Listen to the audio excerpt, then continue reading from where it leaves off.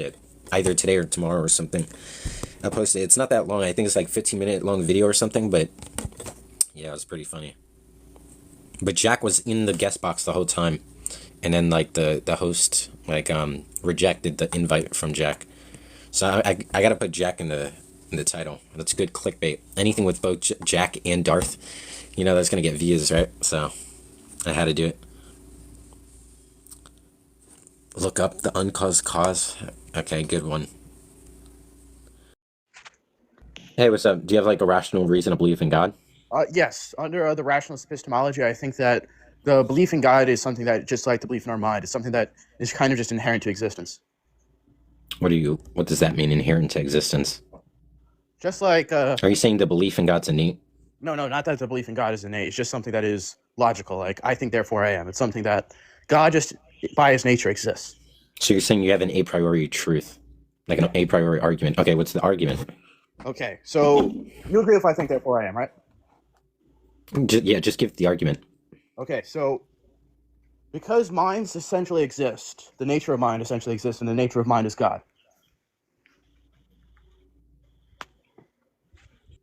Is what? God is the perfect mind, right? What I mean by God is a mind that created the universe. Yeah, if there is a perfect mind, its thought is uncontradicted, so it necessarily is the uncaused cause. I'm not sure what you mean by perfect. Just pure thought, something that can't be contradicted. All you mean by perfect is possible? No, I mean perfect, like perfect. Okay, so then what do you mean by perfect? Like like a perfect circle, like it's fulfilling the ontology. Like perfect circle is perfectly equidistant from a point.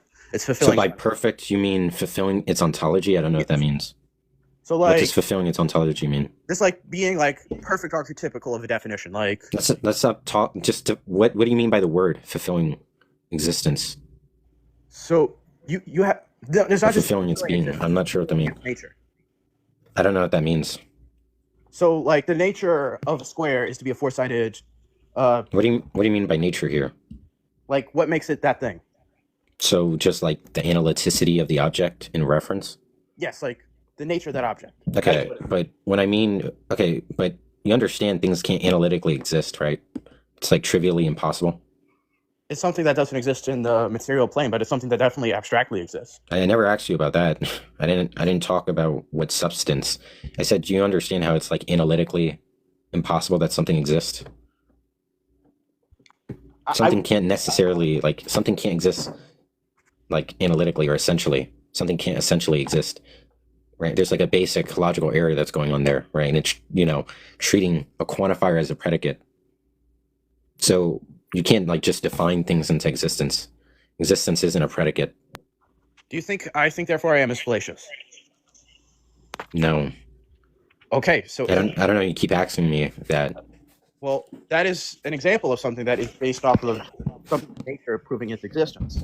It is based off of the nature of our thinking to prove that is It doesn't have anything to do with analyticity there, so no, it doesn't deal with nature. Because what you meant by nature was the analyticity of an object.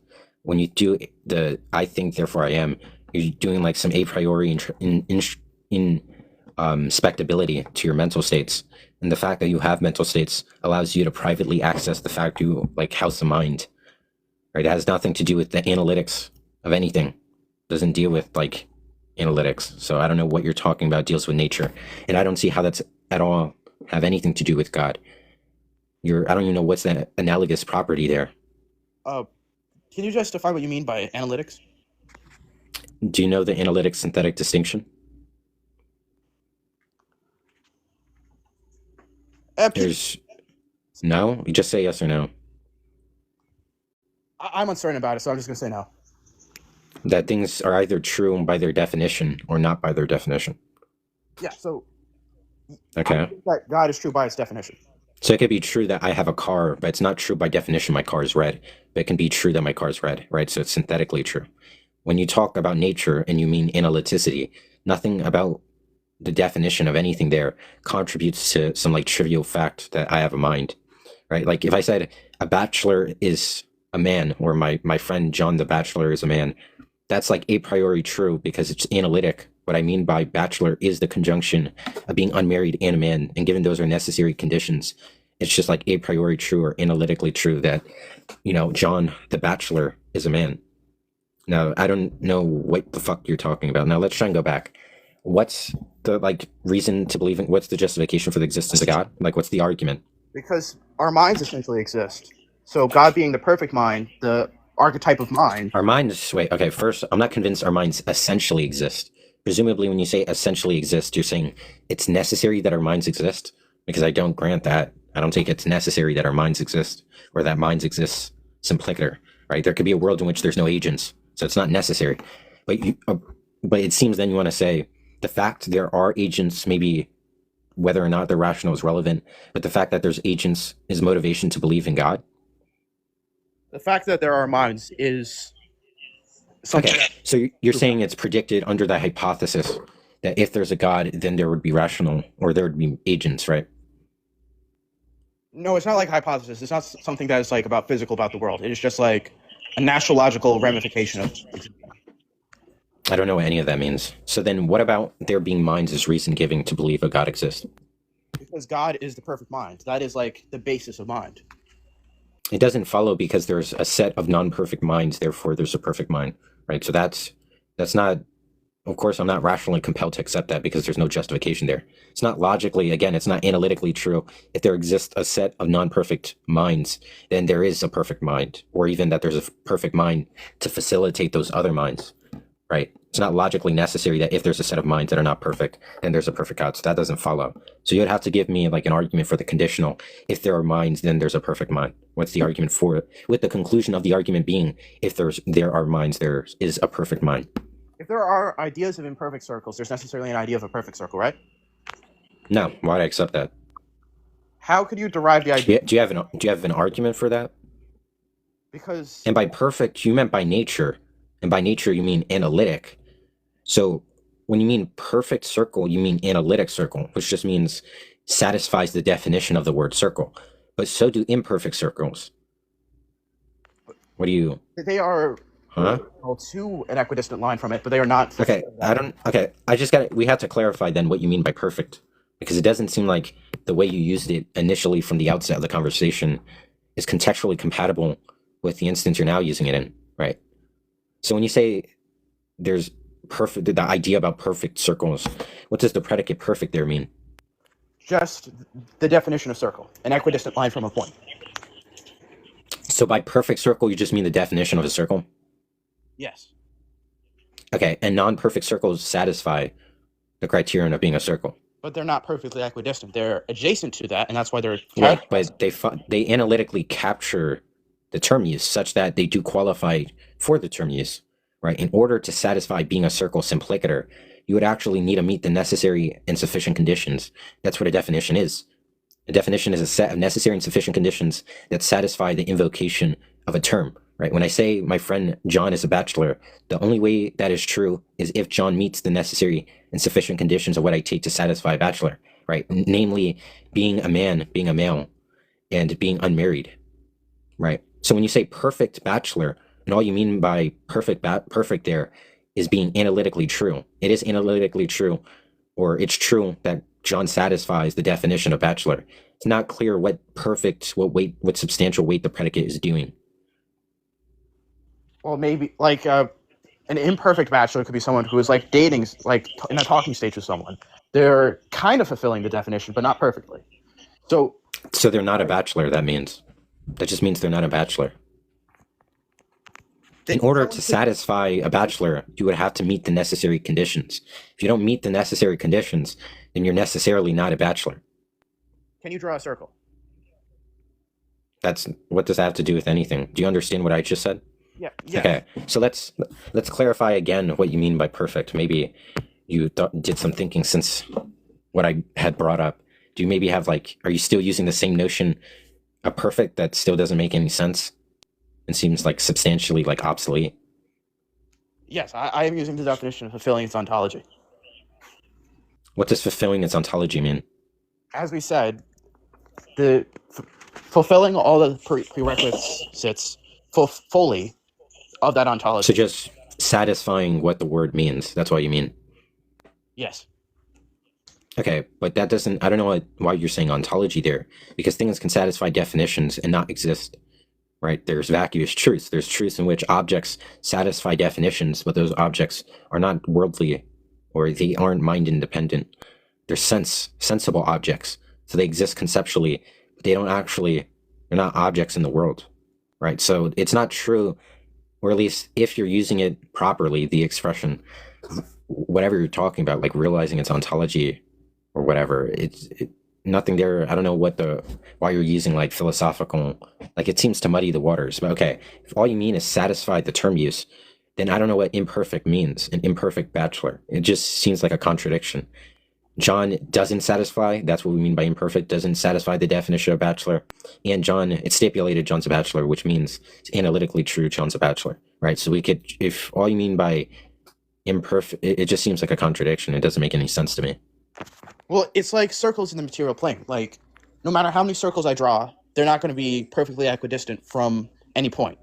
Like, my hand's going to try to... So, the just to paper- clarify, by perfect, you just mean satisfying the term use. Yes.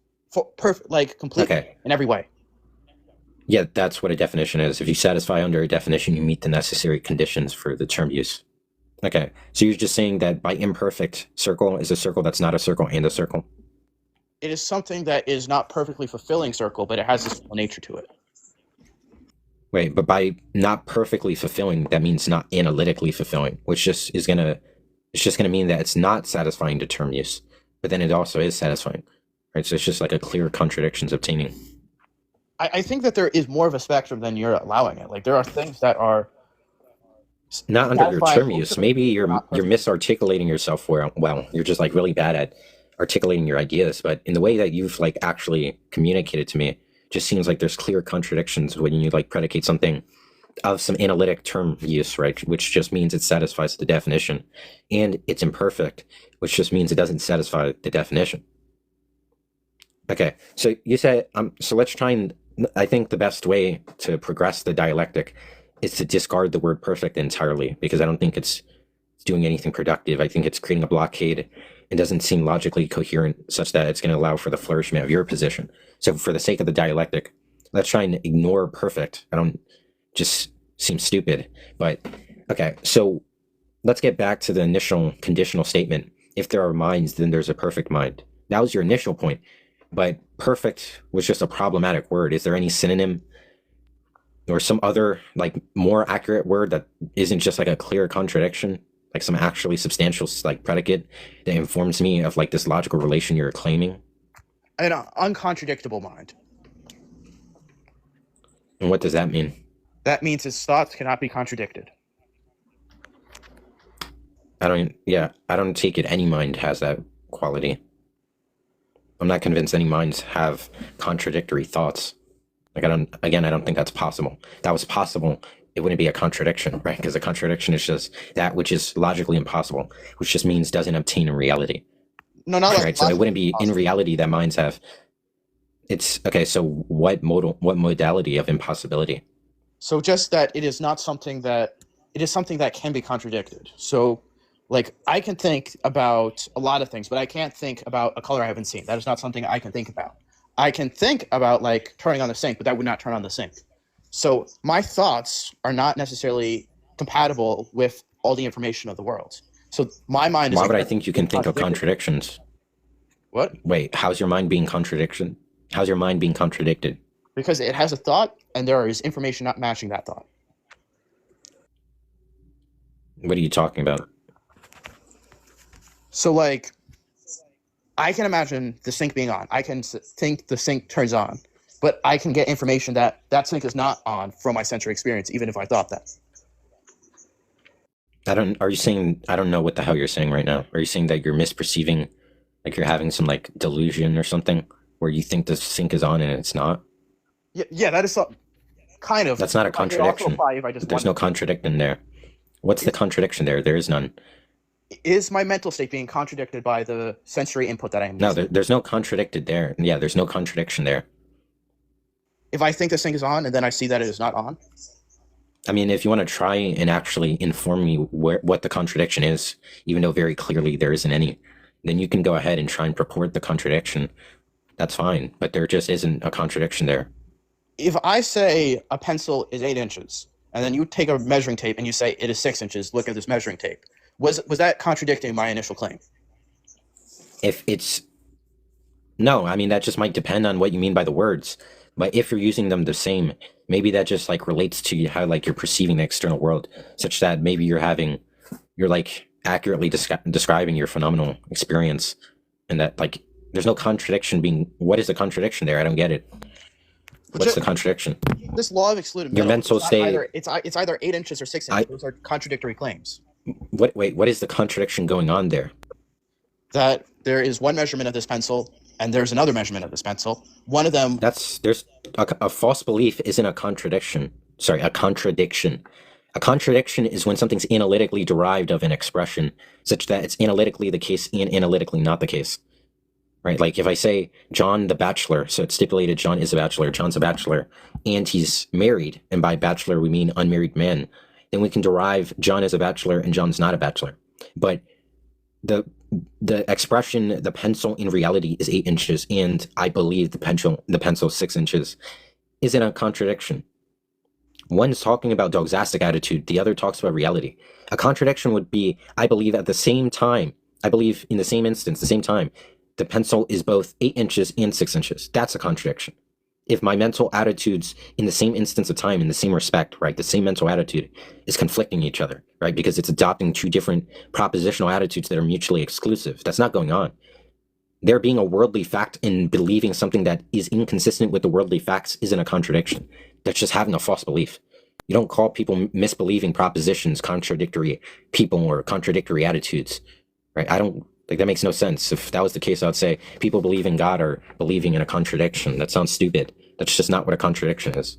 So you do not think contradictions apply to things that aren't logical contradictions? I don't know what do you mean by non-logical contradiction? Like if I'm like trying to sell a vacuum cleaner and my friend is like, "Oh, that vacuum cleaner is terrible." Is he contradicting me? What do you mean by the word non-logical? What do you mean by non-logical contradiction? Like both statements are logically possible and coherent, but they are not mutually. They cannot mutually exist. So what's the contradiction there? It is between those two claims. Those two claims are contradicting each other. Okay, so that just means one claim is true and the other's not. So that is two conflicting or competing claims isn't a contradiction. If I believe there's Santa Claus and my friend disbelieves in Santa Claus, it's not a contradiction. There's no contradiction there. There's no P and not P. It's not the same proposition, right? It's very clearly my belief and someone else's belief. All right, a contradiction is when two antithetical propositions in the same respect are conjoined. So if I said at 11:18, the sky is all blue and it's not all blue, there's a contradiction. So we agree. So like the two claims, even if the two beliefs aren't they are. The two claims are contradicting. Two claims about the same state of affairs that are not consistent isn't a contradiction. It's just two competing claims. Or two claims that which are dichotomous, such that only one claim is true. It's not what a contradiction is. But let's try and get back to, because I don't know what this. Okay, so what's the reason to believe if there are minds or agents, then there's a mind that created the universe?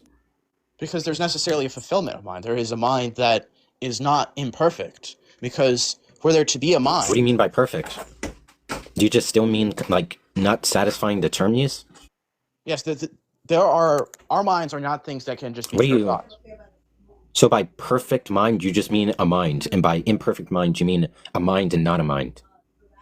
Because that's what's entailed from your use of what you meant by perfect. That can't be the case, right? Because then we have a set of contradictions.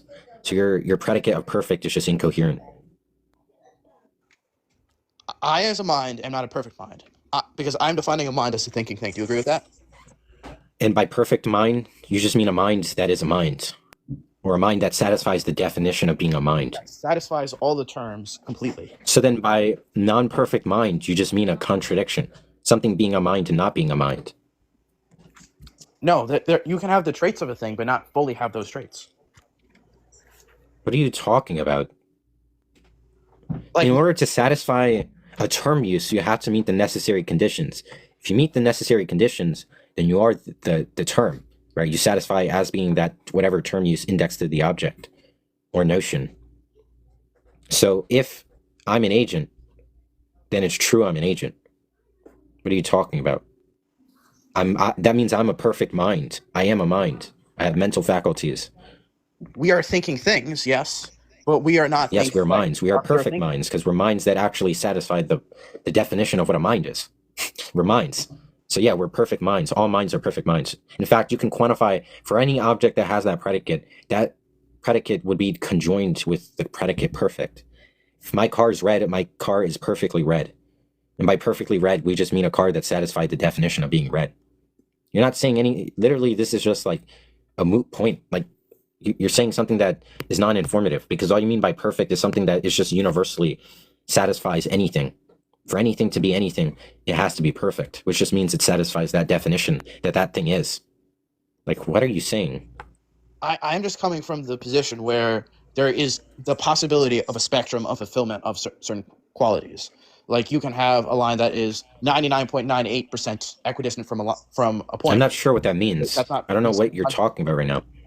Okay, let's just get clear on some terms. What I mean by definition is the necessary and sufficient conditions for some term use, or the necessary conditions that if those necessary conditions are met, right, the totality of the necessary conditions in an analytic space is actually furnished, then the term is being accurately used. It's satisfied, right? So if it's true John is a man and John's unmarried, then it is satisfied John's a bachelor. That's what we mean by definition.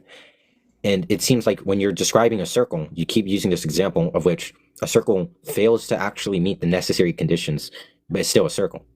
That just means it's not a circle or that there's a contradiction, which both can't, neither make sense.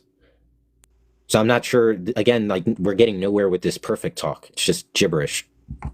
I'm defining definition as the necessary properties for an object to be said object, which I think is compatible with your definition, but it may not be. So, Yeah, it seems tantamount. so you can have a property that is fulfilled on a spectrum. I don't understand how that is logically contradictory. That there is a way for you to meet a property to a certain extent, but not fully fulfill everything about that property. Okay, I don't know what that means. Sure, there might be a degree of what qualifies as a man, right? Maybe we would say like 21 and older, and the spectrum can go up to like 140 years old, right? But there's not degrees of satisfaction for the predicate of being man. Within the gradients or whatever spectrum of man, for any age you are within 21 to 140, you're equally satisfied of that predicate. So you're not less satisfied than another. If I'm 140 versus I'm 21 years old, both objects that are either 21 or 140 or either entities, they're equally men. One's not more of a man. So I don't know what you're talking about. And if you're unmarried, maybe there's degrees of how long you've been unmarried, or I'm not sure how that would fit in for the married thing. But if you're unmarried, you're equally unmarried to anyone else who's unmarried. I don't know what the hell you're talking about again. Well, I actually think maybe sex is a good example. Like it's a bimodal spectrum. Like someone can be a male in that they have an XY chromosome, but they have an intersex disorder where they do not have the same phenotypical expression as associated with the XY chromosomes. Like it is something that's special. Phenotype deals with your skin color. No, phenotype is just an expression of genotype. Wait, a phenotypical trait is a trait of skin color. I think it's way broader than that. Yeah, it deals with observable traits in colors or in traits such as height, eye color, your blood type, skin color, stuff like that. Okay. But look, I'm not sure. Look, all I would mean by like a person who's like a male is the chromosomes, not like how tall they are, their colored skin, their eye color, not even their genitalia. None of that contributes to what I would mean by men. So people who have intersex disorder are still qualified as the sex they are for a basic reason, right? Just because they're genes. So they're like both a person without intersex disorder with a person who does, they're both equally male. They both equally, like, I don't. I don't know what a spectrum of being male even means. So, like, an individual with Swyer syndrome, where they have breasts, they have possibly a functioning uterus, they have all the phenotypical expressions Thanks for the that are gifts, associated with a Dark female, Crown.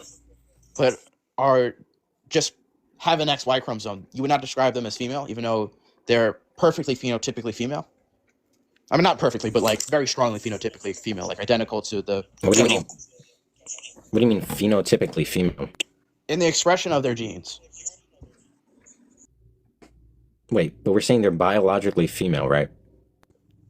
They are their physical body has the traits that are associated with the XX chromosome, but their genotype is an XY chromosome. I don't see what the problem is. They're a very clear gender there. The way they seem is different from how they genetically appear. Like, I mean, look, I if there's like a transgender woman, like they're still remaining the same sex, even though they might do like surgeries to change certain like features of their body to better fit like some feminine archetype, right? If they're transitioning from male to female, so they might have like resembling human like female anatomy now, right? They might have like certain body parts they didn't have either, but their genes are the same, and that's what we would qualify for being male or female.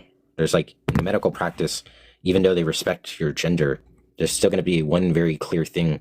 Like if they're rushing you to the emergency room and some emergency relates to, or it's going to hinge on your sex, whatever operation or the way they carry out the rescue program, right? The hospital. Of course, they're going to like know what you are based on your X and Y chromosomes or X and X chromosomes. It has nothing to do with you having tits. Someone with Swyer syndrome is someone who biologically presents as associated with the XX chromosomes in females.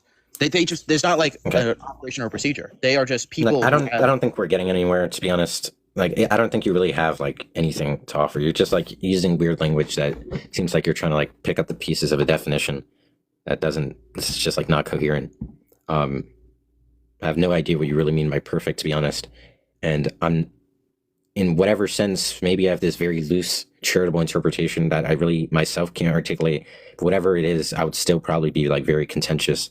I'm not sure what substantial weight this predicate of being perfect has, but I'm not clear why, if there's a set of minds, would I believe there's a mind that created the universe or those minds?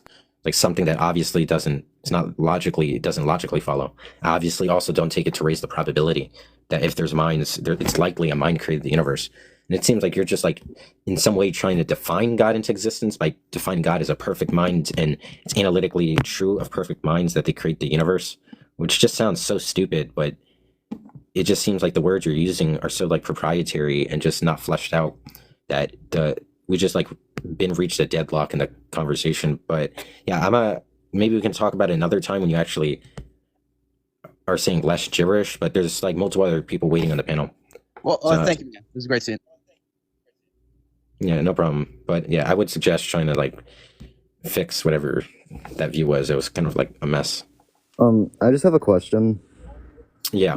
Why is the causality proof just irrelevant? What causality proof? Like the whole nothing can come from nothing bullshit. I've seen you disprove it before, but I can't remember what you said. Nothing coming from nothing? Like, Yeah, like how ex nihilo. like how the theists say, "Oh, nothing can come from nothing," so obviously God had to create the universe. How do you disprove that? Well, the way that you want to say nothing creates nothing, they're thinking like there's literally nothing and then something spawning into existence. The way we're talking about nothing is like a quantifier. Like there is no thing that explains some fact. So if the universe exists, they're going to say like, well, what created the universe, right? And when we say nothing, we're saying there exists no thing that created the universe, not Yeah. that literal nothingness created the universe. So we're going to just say that we have no reason, that we're just of the belief that the universe is uncreated.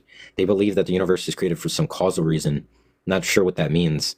Maybe they want to try and say, like the kalam, everything that which begins to exist has a cause. But there's like basic issues going on there with induction. Induction is like typically relates to like some it's a type of inferential generalization given a probability or given a space of entities, and it's improper. There's something called a hasty generalization when you generalize some set of parameter and then you somehow fix the parameter to something larger, right, without clear reason. right? So if I said, like a basic induction is all swans are white, right? Because we can see statistically in like biological studies that every swan we've came across was white. Yeah. Now, given that, we make the expression all swans are white, but there's something, that has to be cleared up. It's called like an incomplete expression. It's like when I'm at a party and I see everyone's happy and I say everyone's happy, Yeah. the sample size of which I'm saying everyone is incomplete because I'm not saying everyone simpliciter, like all agents or all humans are happy. I'm saying everyone at the party. Mhm. So when we say all swans are white, we're saying something in like some wherever like the statistical project of the wherever geography we're like testing where there's swans. Maybe even it's something strong like all like swans on the planet, right? But it's improper to say all swans in the galaxy. If we found a swan on Mars, we're not. And let's say like some astronaut is like, oh, I found a swan on Mars, right? He's also like a biologist, right? He's been testing it, and he never reports the color, right? And everyone just says, oh, it's white, or it's likely white. Now we can we can do this type of Bayesian analysis where we induce what's likely to be the color of the swan based on our geography where we embarked on the statistics, but to induce because a species that resembles another one on an entirely isolated planet, like almost light years away, is like the same color. It's just like a radical jump that's like fallacious. All right. Right. So when we say like everything has a cause, Mhm. we've barely even observed most things in our observable universe, right? Yeah. We haven't even observed most of the ocean. I mean, maybe we can generalize like some like parameter of cosmological space in our surface of the planet, maybe certain like aquatic geography and stuff like that, or maybe generally we could just generalize everything on Earth has like a cause, or everything in our solar system. But we're not going to generalize every galaxy. Everything in every galaxy has causal relations. That doesn't follow because we observe like I don't know how far we can actually see, but we're That's obviously not seeing out of like our observable universe. I know the observable universe is like 4% of the universe. We're expected to be 4% of the universe. So we're not going to generalize because 4%, let's just even say the whole observable universe, we see there's causes. It doesn't follow because 4% of the total universe has causal relation that we can infer the other 96% is also like causally related.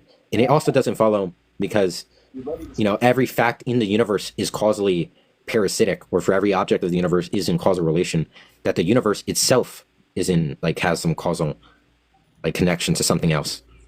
Okay, because it just confused me because they think God can come from nothing, but they can't. But they don't think the universe couldn't. So Yeah, it typically seems like a special pleading. They never really give a case for.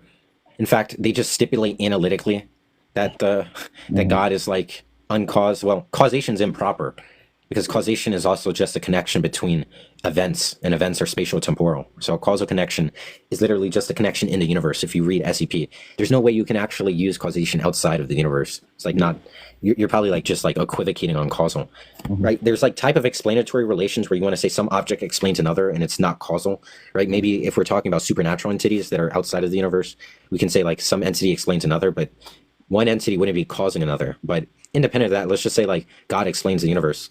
It's not clear why we would believe God's not explained. If we just say what I mean by God is a mind that created the universe and is unexplained, then I mean we can always do the same with the universe. What I mean by the universe is the unification of space and time and is uncreated, right? We can always do this stalking horse objection, where whatever the theist tries to do, we can literally just mirror it such that the theist has no actual like adequate reason to maintain their view, right?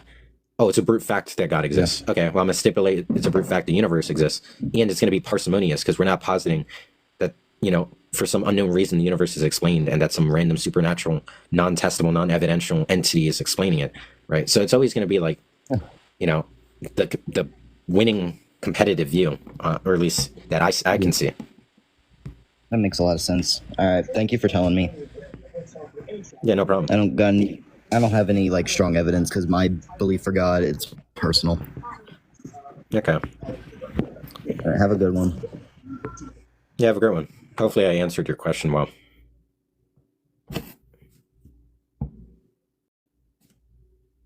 Dude, this desk is dirty. Yo, what's up? You got like a rational reason to believe in God? Oh shoot. Oh, what's up? I've never been on a live Yeah. before. Oh, well, welcome to what was the TikTok question? Live. Thanks. Yeah, do you have like a rational reason to believe in God? A rational reason. I don't know that I have a rational reason to believe in God, but I think it goes both ways. Like we don't have a rational reason not to believe in God. Oh no, I do have rational reasons. That's why I'm an atheist. All right. Well, what are the That's, rational?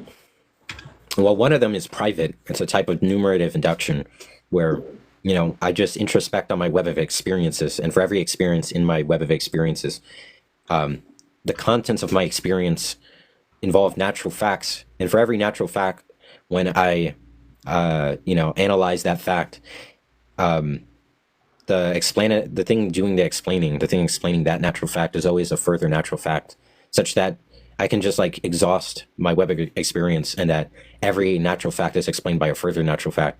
So then it's just making this probability that's highly, highly unlikely that a God would explain a natural fact, given there is no item in my experience of a non-natural fact explaining a natural fact. So God would just be, we have like justification against God explaining things like natural facts, whether that be miracles or any natural fact, like the Yeah. universe existing is a natural fact, maybe.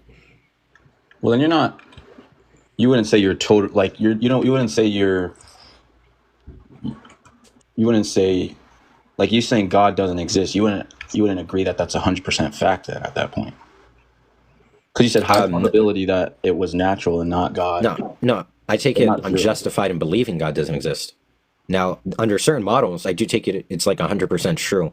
God doesn't exist, right? I mean, typically, I guess I would like think that God doesn't exist if you're committed to the view that God is aspatial, atemporal, acausal, right? He's like, that's just what we mean by supernatural. So given God's supernatural, we think God explains the universe.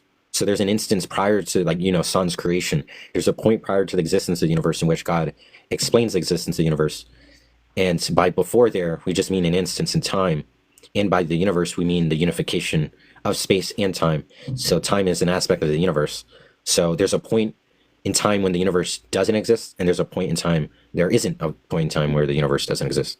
So we can get a contradiction that is a proof by contradiction that actually for certainty justifies that God doesn't exist, right? And we can confirm this with Kolmogorov's like axiom of probability, in which contradictions entail the probability of 100%, where it's 100% true that if a contradiction obtains from some given proposition or some propositional space given the contextual facts that relate to that fact, that the probability of that fact is certainly false. Right. Can you? Yeah, it's incoherent to say No. like God created the universe. I don't know what that means. Can you repeat that part you said about? You said there isn't a point in time before the universe, and then there isn't. Yeah, You brought up a contradiction there. Yeah, so the contradiction would be if God exists sans creation, so before the creation of the universe. So there's a point where God exists alone, or at least God, maybe you believe there were other creations before the universe, like heavens, how, but the general point is there's a point in which the universe doesn't exist and God exists. Yes. And by point there, we just mean an instance in time. And the universe is space and time, right? This is known since like, this is like standard physics. That's how like a universe is typically cashed out. Some might say like under Kantian views, like the universe is also cashed out that way because his like transcendental aesthetics, he takes it like it's a transcendental that features in our, but anyways, yeah. So what we mean by the universe is space. You think that time was moving before the universe was created? I don't know what that means. Well, because you said before the universe was created. Yeah, there is no such thing as before. Yeah, the contradiction is that there is no, it's not possible there's a before the universe. And God being before the universe entails contradiction. That's the point. There can't be a before the universe. It's logically impossible. Wait, let me see. You said how?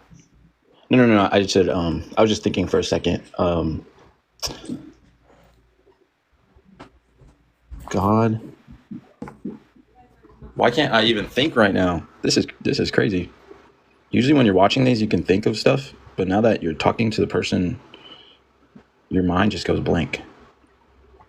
Okay, wait, hold on. So if I said God created the universe, what would you say to me? Well, that means that God created time, which just means there's a point in time before the time which just is incoherent. So there's not a before time if there's an instance of time, because time is the set of instances of time. So we can just like again derive a contradiction. So you're saying the creation of the universe would be an instance of time, which is the contradiction for you?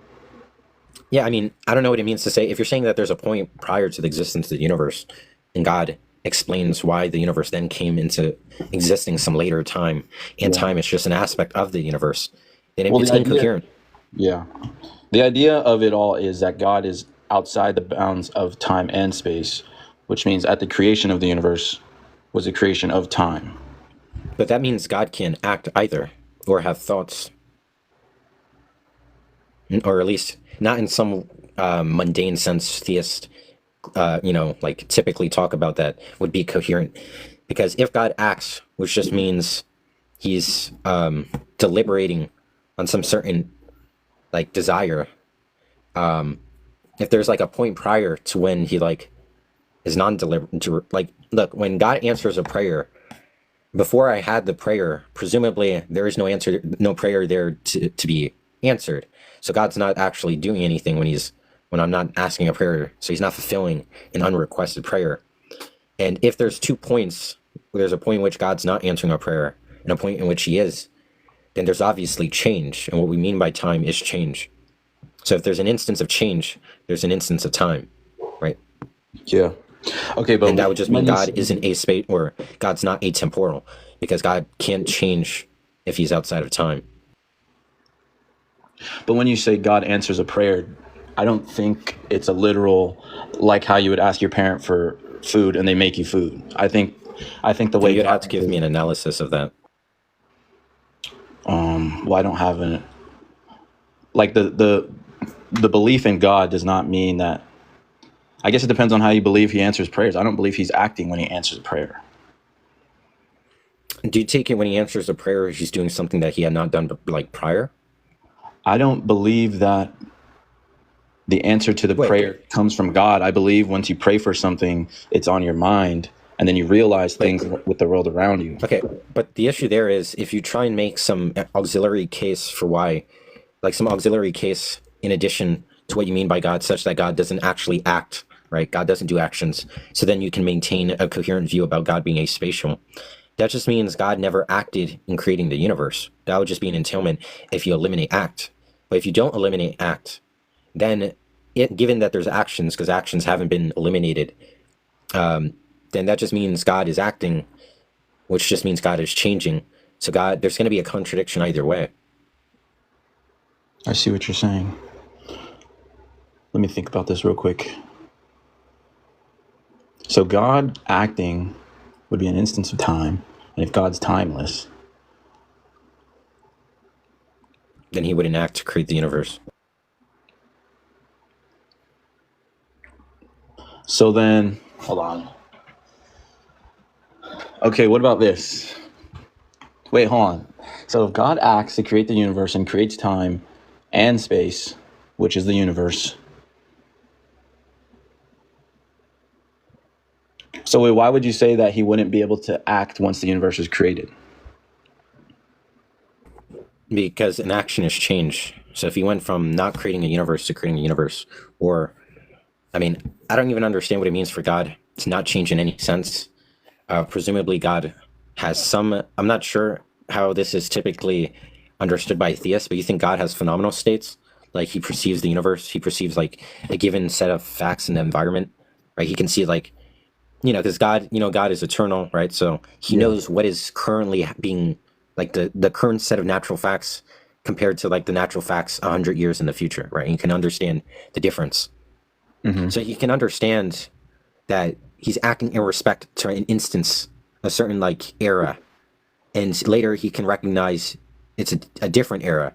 So in the two scenarios, the recognition is indexed to two different eras, such that the eras are not identical. So they're like, obviously there's like a change in what he's recognizing.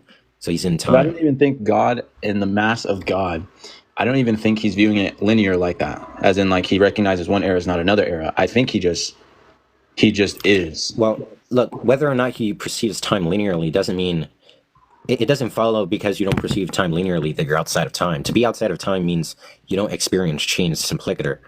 You can't recognize change either because you would have to recognize that there's changing environment, right? Maybe your characteristics never change, right, or your personality, but if the facts around you are changing, there's still time because there's still environmental change. So when God experiences change in the universe, it's not clear how God is not in time. So then wouldn't it follow if he created the universe and then just kind of stepped back and is now just observing the universe and watching it for what it is? Or what, or however. So like when you say people pray, like he's not answering their prayers.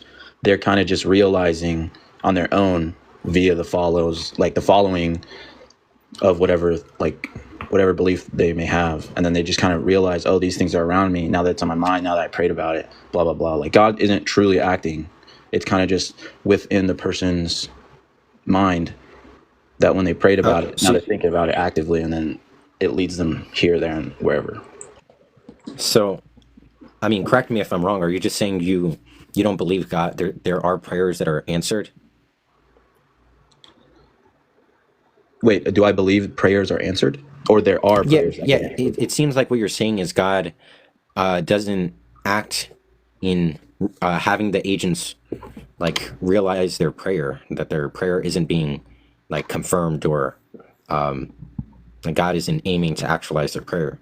He's not acting. Yeah, like, At the end of the day, I don't know. I haven't given it much thought, but what makes sense to me is that it's not really like people say, "Oh, I'm talking to God. I'm talking to God," but I don't see it as like a direct conversation with God. I think you put things like you. I mean, that's fine if you just don't have the view that God like communicates or something, or has like this particular relationship where he acts in certain ways. I'm not sure what faith you are, but presumably there are instances in the Bible when God directly talked to people like Moses, and seemingly when the expressions God said in that particular instance of time, in that location, if we jump like a minute later, it's not like there's not the same phonological, right? The same sound isn't like eternally being produced, right? Ubiquitously among time, like for every instance of time, that sound is always there. There's an instance prior to where that sound wasn't had. God communicates it, then the sound like disperses or something. So there's like an instance in which like God's like orally communicating and things change that way. It's not really clear how you would ever, like, there's always going to be some issue in trying to reconcile this concept of God in some way doing anything. It's not sure how like God does things or how God has thoughts. There are some cases where theologians try making this case where they say God has every thought at the same instance of time eternally, so God's never thinking different things. That doesn't really make sense to me either. I don't think that's coherent, especially when we talk about God recognizing certain facts, like temporal facts, or some set of physical facts that integrate with temporal facts, right? Like certain physical facts happen in a given instance of time.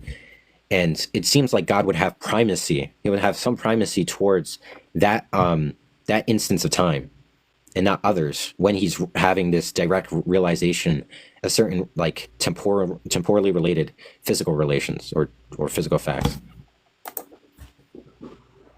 I see. Yeah, I think. Yeah, I don't know. Yeah, I don't. As far as like what it says, like God directly communicating, I don't even know if I buy that either. Just because, like, the Bible for one is full of like different kind of metaphorical stories. Like we don't even know if Jonah was even in the whale for real. Like that could also be a metaphor. I think a lot of things could be a metaphor. So I don't know. Yeah, that's like from my standpoint. Fine. I still think like. I don't know how to explain. Like he just is, and then hold on. Dang it, I keep losing my train of thought.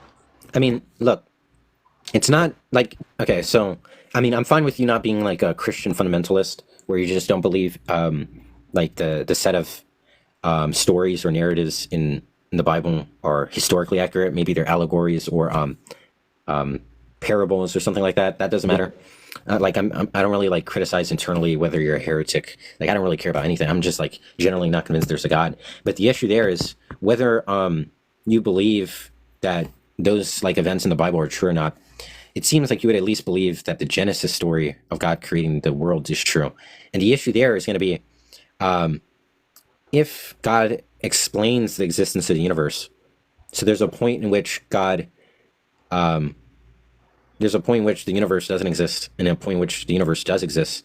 Even there, right, God is going to recognize different facts, right? In the scenario in which the universe doesn't exist, it seems like God would have a stronger mental attitude towards the proposition the universe doesn't exist right now, right? God can recognize the universe had not existed, and then he deliberated on manifesting it, right, into existence.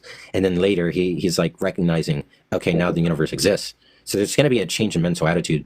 But even independent of that, there's just going to still be the like clear and strong contradiction in just creating the universe simpliciter, given God's creating time and creation. Like there's going to be a point in time where universe didn't exist, and then a point in time in which it does exist, but there's not time yet in the time when the universe doesn't exist, right? So there's a contradiction. There's not time and there is time.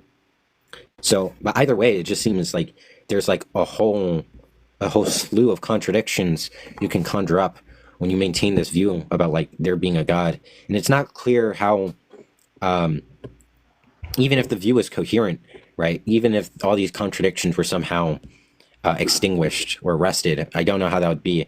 But if that were the case, hypothetically, it's not clear what reasons I would even have to be rationally compelled, right? It might be true the idea of God is coherent, but it's, there's a lot of coherent concepts that are still like you're ill-justified in believing.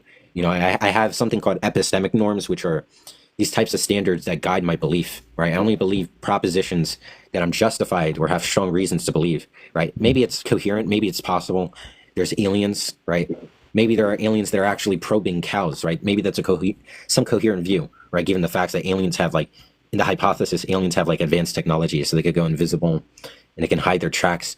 But if I don't have like justification to believe in the proposition that aliens are probing cows, then maintain whether or not the proposition is coherent, you just shouldn't believe it. Yeah. Yeah, that makes sense.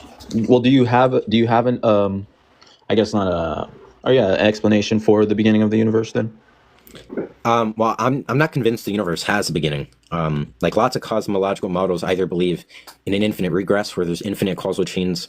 You can believe there isn't an infinite causal chain, but still not a beginning to the universe. Like maybe you can believe the Big Bang was the first instance of time, the first moment in time, that there was no change prior to the universe, but the universe still always existed.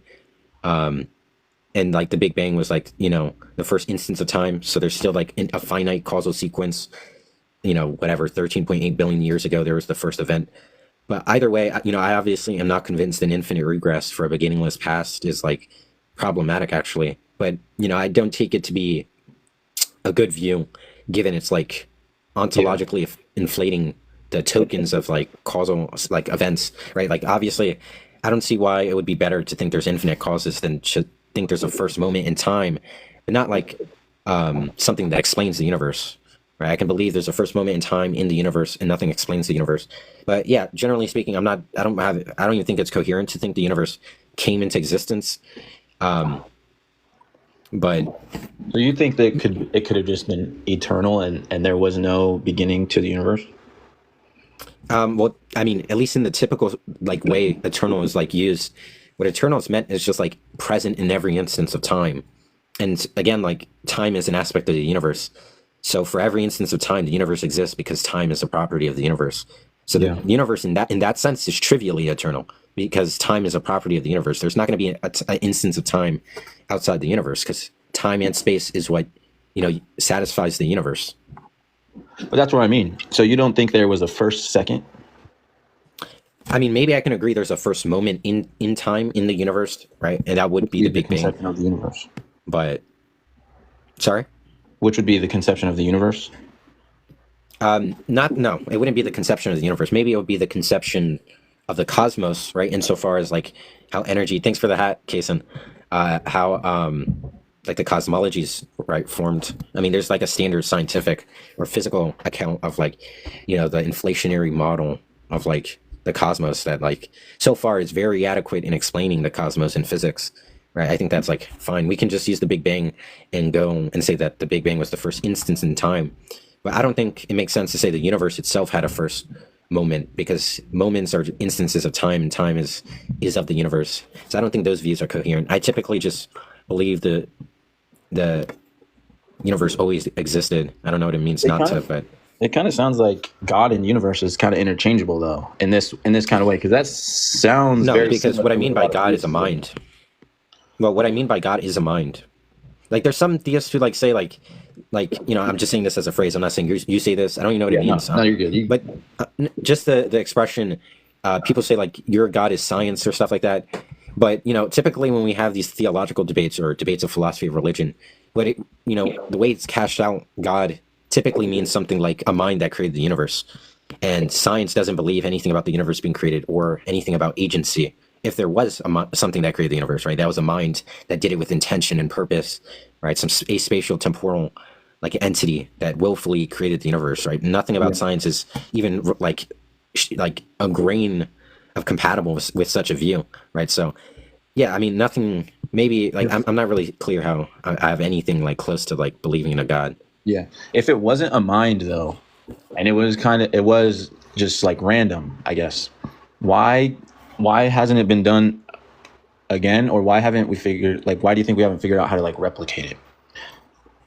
I'm not sure what you mean. What do you? I don't believe the universe came into existence. If you're talking about how the cosmos had formed, right, like how the stars arranged in the way it is, that's different from like the universe itself coming to existence. I don't believe the universe came into existence.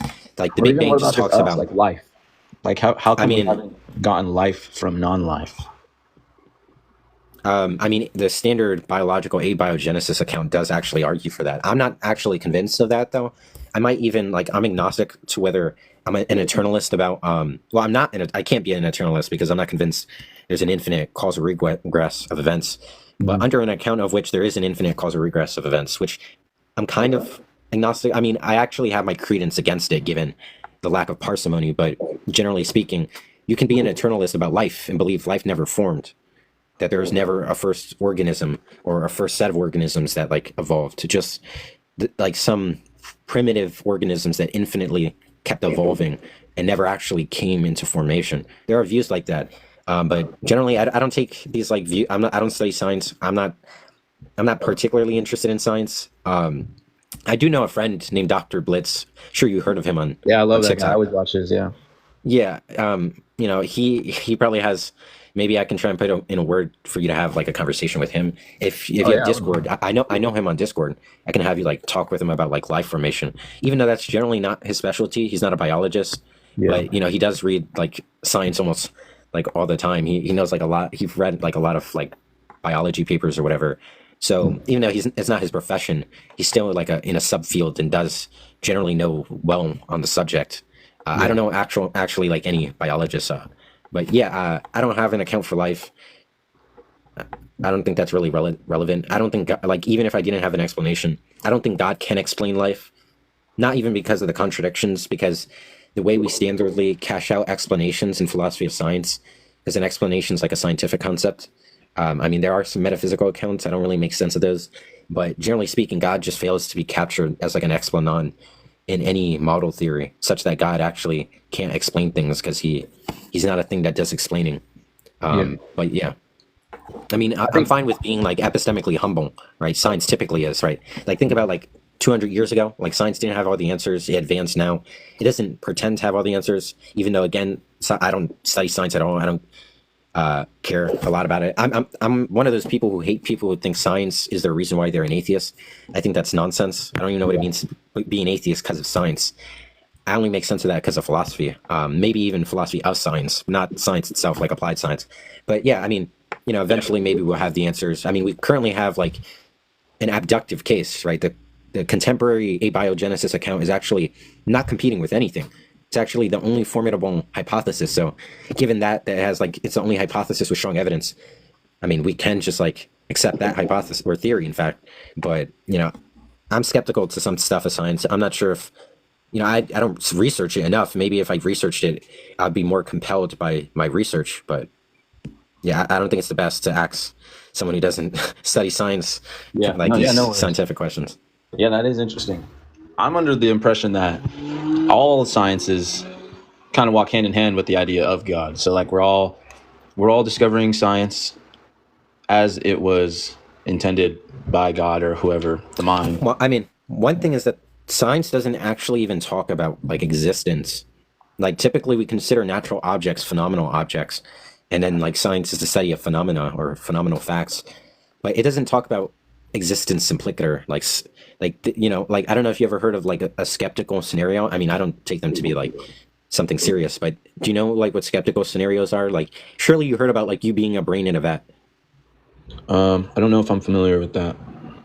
I don't Oh, think. well, there's this like scenario where like all of your experience, like you think you're experiencing the external world and that you're like living your life, but really you're a brain in a vat of some like type of substance or acid, Yeah. and there's like wires connected. It's like a It's whole a matrix computer type thing, right? capsule. Yeah, pretty much like the Matrix. Um, and the idea there is that that's compatible with physics currently, where all the physical facts you may know is compatible with none of them actually being true.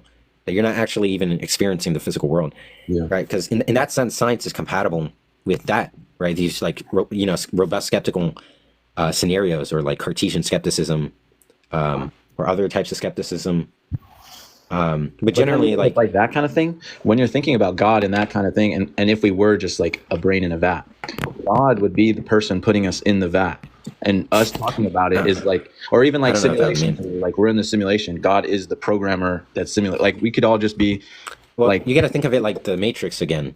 Like the idea is that scientists have developed the capsule, where the brain was just like a manufactured organistic brain, right? Let's say we're actually in the year 7,000. I mean, like 70,000 or something. It doesn't matter, 7,000. yeah, And you know how we, I don't know, no GMOs. We know how to like recreate like plant-based organisms that are like the best. We just create a new brain that has no qualia, has no subjective experiences. Then we put it in a like a computer simulation capsule where we can, just like the brain fires neurons, we're using certain electrical chemicals in the water that gives us certain experiences that we think we're like walking our dog, but we're really like a brain in water without eyes or any other. yeah, But yeah, I mean, those aren't actually taken serious, right? Like philosophy is what diffuses those types of things, right? In fact, the study of existence and what things exist is a doctrine in metaphysics called ontology, right? Philosophy. A lot of people shit on philosophy. Most people don't even know what philosophy is. Lots of people are actually think like philosophy is like some type of poetry, right? I mean, there's like lots of people say like, this is my philosophy or Bruce Lee's philosophy, stuff like that. They just throw around the word philosophy. just to say like Philosophy is way of thinking. actually, yeah, no, philosophy is actually, it's as complex, if not arguably more complex than all of the sciences combined, like significantly. Like science is actually, it doesn't just like make up poetry, it actually does work. Even though unironically, people who have like philosophical majors or PhDs, they don't get paid well. Even though I'm going for my PhD in philosophy myself, they're just like not given the credit they deserve. But yeah, like even the concept of arguing for God is philosophy of religion. The only way you're really gonna like you've heard of the problem of evil or any of these like critiques for God, they're all from like philosophy. Yeah. It's not sure how like but yeah, whatever. I don't want to like ramble too much, and also there's like multiple other guests who are waiting. Yeah, no worries, man. Like you're good. You could kick me or whatever, but I enjoyed the You can conversation. drop. I rather. Yeah, no problem. Oh, I don't know how to. I don't even know how I got on here. I never requested or anything. All right, that's But- fine. I'll drop you. Cool. I'm gonna drop a follow though. All right, subscribe to my YouTube. I have a great channel, great content. Subscribe to my Is YouTube. it the same name or there's probably a link? Yeah, it's in my bio. Yeah, it's linked in my bio. Oh, there. I think you dropped yourself actually. This is our next guest. Hey, what's up? Hey, what's Do up? you have, like, do you have like a rational reason to believe in God? Yeah. Where do you hold your epistemology? What's your position in terms of like the hierarchy? Sorry, what are you asking me? What's your epistemology? That's like a very vague question. Where do you hold like the hierarchy within epistemology? I'm not sure what that's asking. Deductive reasoning, induction, abduction, empiricism. Where do you lay the hierarchy in epistemology? Wait.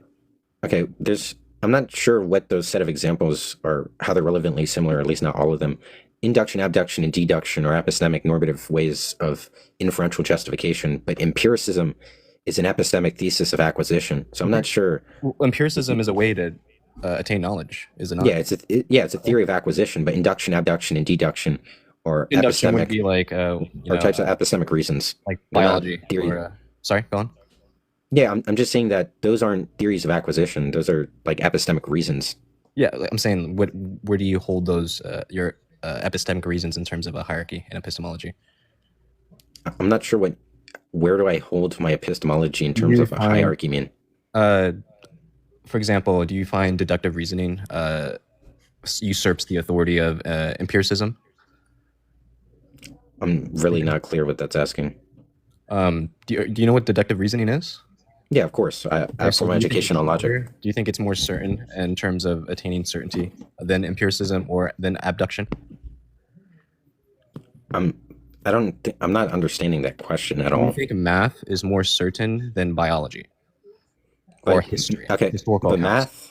math's not even a proposition that you can have Math credence towards. is an example of deductive reasoning. For example, a deductive argument with the premises being 100% true. Premise 1, premise 2, premise 3 must follow. If those Well, premises math is a type of calculus where we can say there's like mathematical inference due to it being arithmetic, but math you is not understand, like, deduction. 1 plus- Logic is What? deduction. Yeah, math's not a deduction. 1 plus 1 equals I mean, 2 is Yeah, a in deductive that argument. sense, no, it's not deduction. You're One, inferring. Premise 1, 1 plus 1 equals 2. One premise, second premise, third premise must follow. Wait, those weren't premises. 1 and 2. Those are like numbers. Can you make a premise that 1 plus 1 equals 2 with 3 premises? Can you do that? Is it conceivable? I'm not sure. I mean, maybe you can just like copy and paste them as like tautologies. Okay. But mathematical expressions aren't deductions. Those are like mathematical inferences. Mathematical expressions. Inferences aren't deductions. You can infer mathematical conclusions from the axioms of math, 1 plus given 1 certain equals 2 is mathematical expressions in the. Yes or no? No, that's not deductive Not. reasoning. No. You have training in epistemology? I've read them. I don't have training in epistemology. I've read I urge you epistemology. to look at Oxford's intro series. They have a free intro series, and they have an intro to epistemology. I'm well versed in epistemology. I mean, initially you asked me what's my hierarchy, and then you listed 3 things that were like non-identical or I even listed missing 5 things. taxonomy. Because epistemology is the study You of said knowledge, right? empiricism, induction, deduction, and abduction. That's what you asked me at first. Yeah, and then you have You said intuition as well. That's the 5th one. But is it not the I to don't. attain Wait, knowledge have or you to- actually read epistemology? I'm not Yeah, convinced you have. I went through Descartes. I went through Leibniz. I went through all the empiricists. I went through the majority, the influential guys Okay. from the rationalists.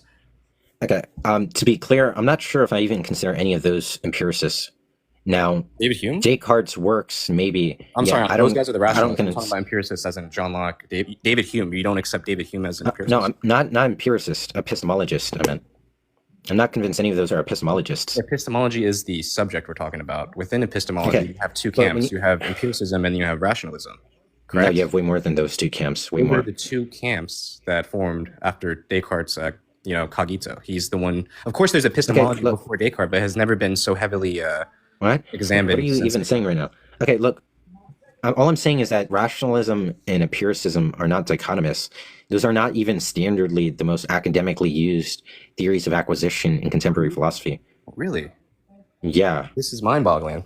I'm pretty sure even like logical positivism is like more common than rationalism, given it synthesizes empirical. Well, I guess I meant if you were going to embarking get and- formal with the terminology, I guess we're talking about like the analytical versus continental divide. I don't know how that relates to this. Do you have any formal training in philosophy? You said you're going in for a PhD, and you don't know Yeah. the analytical versus continental divide in philosophy. I said I don't understand how that's relevant. Of course, I know the distinction between analytic and continental philosophy. How does that have anything to do with? Okay, we're kind of derailing with like a bunch of questions. Well, I'm sincerely not convinced you know what you're even like talking about. But Okay. Well, okay, what's the rational reason to believe in God? rational reason to believe in God? This is a deductive argument. So I mean, we can. Okay, I'll write it out. Sorry. I'm saying if you're going to give me a deductive argument, I'll write it out. You can just tell me. The proposition is there cannot be a world with only dependent things without reference to an independent thing, as dependent things cannot continue existing on their own. Existence is only explicable with reference to an independent existence. This is because impossible existences do not exist by logical necessity, and dependent existences. Hold on, let's take a step back. So I got the first premise is there cannot be a world with only dependent things without a dependent thing that explains them, right? We're referring to. Let's make it actually really simple. Really simple. There cannot be a world with only contingent existences, because that would lead to an infinite regress fallacy. An infinite regress is not a fallacy. It's referred to as an infinite regress fallacy. That's what it's. It's not a fallacy. An infinite regress isn't Can I even a explain to you? proposition. It's not even a proposition. Can you What explain it- to me? Okay, I'm talking Wait, about you understand? regress of Okay, contingent let's just existence, clarify. not temporal Let's just causes. clarify. You understand a fallacy is an error in reasoning, right? Yes, it's called an And infinite you understand? fallacy. Okay, calm down. You understand that a reason is some relation between propositions that motivate some like agent to believe, right? Like a squared circle. Yes. And you understand that an infinite regress is not a proposition. I'm about to make the proposition. No, wait. I'm talking about the thing about the infinite regress fallacy. There's no error in reasoning in positing there exists an infinite regress. You haven't let me finish. I'm not making no reference to. I can see because the empiricists responded with, I just believe the universe always existed, right? Okay. We'll just say the Okay, empiricists. let me write this down. You said premise one is there cannot be a world with only contingent things, right? It's just write it as a proposition. It's just a proposition. We can get into the premises, but we have to get through this proposition first. What are you talking about? Do you think I'm making a temporal argument? Because I feel like I've been watching you earlier. I feel like you think I'm making What is this guy saying? an argument from causation. I'm not I'm not gonna lie, your intellect is like pure shit. Like I think you're full of shit in terms of like what you know. You're just saying like a lot of nonsense. It seems You like don't you know read what some temporal argument wiki on philosophy, and now you're just like spewing a bunch of like I think you're not epistemic words. But because you don't know what epistemology is. And how do I not know? Wait, what makes you think you? Because let me finish. Okay, what? How do I not know what epistemology Let's is? get through this. Go Let's get ahead. through this before the ad hominems. Let's just get through this. It's not So- even an ad hom, but look, let's. No, before we It's start fine. Look, throwing them, I'm saying fine that with entertaining the meta real quick. I just want to know why you think I don't know epistemology, because you couldn't even give me the hierarchy within epistemology. That's why. and what do you mean by You don't even, hierarchy? you think a deductive in epistemology. reasoning is not within what is epistemology? What? Okay, what do you mean by hierarchy in epistemology? What You know does what that expression hierarchy? mean? Hierarchy means that Okay, there are what do you mean by hierarchy in epistemology? What is the definition of that expression? a That's hierarchy. not a okay? You want that me is to not answer? of Should okay. I That answer it? expression is not. Real quick, calm down. That's a question. That It's not- vocabulary's yeah. Okay, Go on. you can get to answering the question when I'm done talking. Yes, sir. That vocabulary is not used in contemporary epistemology. There's no expression unless you're talking about foundationalism as a theory of structure or knowledge structure theory, right? We could be at a Then you whole- would talk about a hierarchy in terms of like the foundation or the grounds for like knowledge, right? That's the only sense. But that's not because you asked me what's the hierarchy That's what in I'm asking. empiricism, induction, deduction, and abduction. I'm not sure what the hell any of that means. That means how do you Or at know? least How can a I'm not human sure. know something? How can a human being know something? You have Okay, five. when you say fundamental ways how of do you knowing know something? Yes, the when you study say of how do- knowledge, epistemology. You would know that Hold if on. you studied When epistemology. you say how do you know something? Are you asking for my acquisitional theory in I'm epistemology? asking from an epistemology. It's a way to attain knowledge. Five Okay. fundamental Do you ways know to- there's a distinction between structural theory, theory of knowledge, and theory of acquisition? All of Do those you are know the compatible with difference? asking how do you know? You're gonna When you can I say how do finish? you know, I'm not informed as to what you are asking me. Are you asking me for a I don't theory of know. acquisition, It's- a theory I of think I structure? misled. I don't know where you're over talking me. I'm gonna need to mute you if you keep on. What are you? Okay, so now just clarify. I don't know if you heard my question because you're over talking, but which are you asking for? Acquisition, theory of knowledge, or my theory of structure, knowledge structure? I'm asking for all three because when I ask you the difference between inductive reasoning, Okay, and and- deductive reasoning, it's in essence all three. What do because it's okay, a theory what- of knowledge. and it's- let's just clarify. Let's just clarify. What does me answering any of these questions have to do with you engaging with producing your inference in light of the claim we that don't have to God chase exists? tail because if we chase tail and I say this is how I know a proof is, and you have a different view of a proof, if you do you accept? Okay, we're just gonna give you it. All right, you just want the argument. Okay. You don't have the So training. premise. You may not Okay, even let's prove it. let's go back. Okay, sure. Yeah, let's go back. Yeah, I don't know anything. I Because never it's been just trained. I never read a book on Clearly, philosophy. because- That's definitely evident. Yeah. Everyone's actually conceded Have you the read opposite. Descartes? Have you read you actually. Descartes? Yeah, I mean, I've actually. Descartes? Well, I don't actually like reading firsthand material, but I don't know you're over talking me. It's a prerequisite. Descartes' not epistemology. His book, his Meditations, is not epistemology at all. If you actually bother, Have you heard of Cartesian can- doubt? Have you heard of cogito ergo sum? You have no training, dude. You're fooling Cartesian nobody. skepticism. Look, is okay, Des- yeah, look.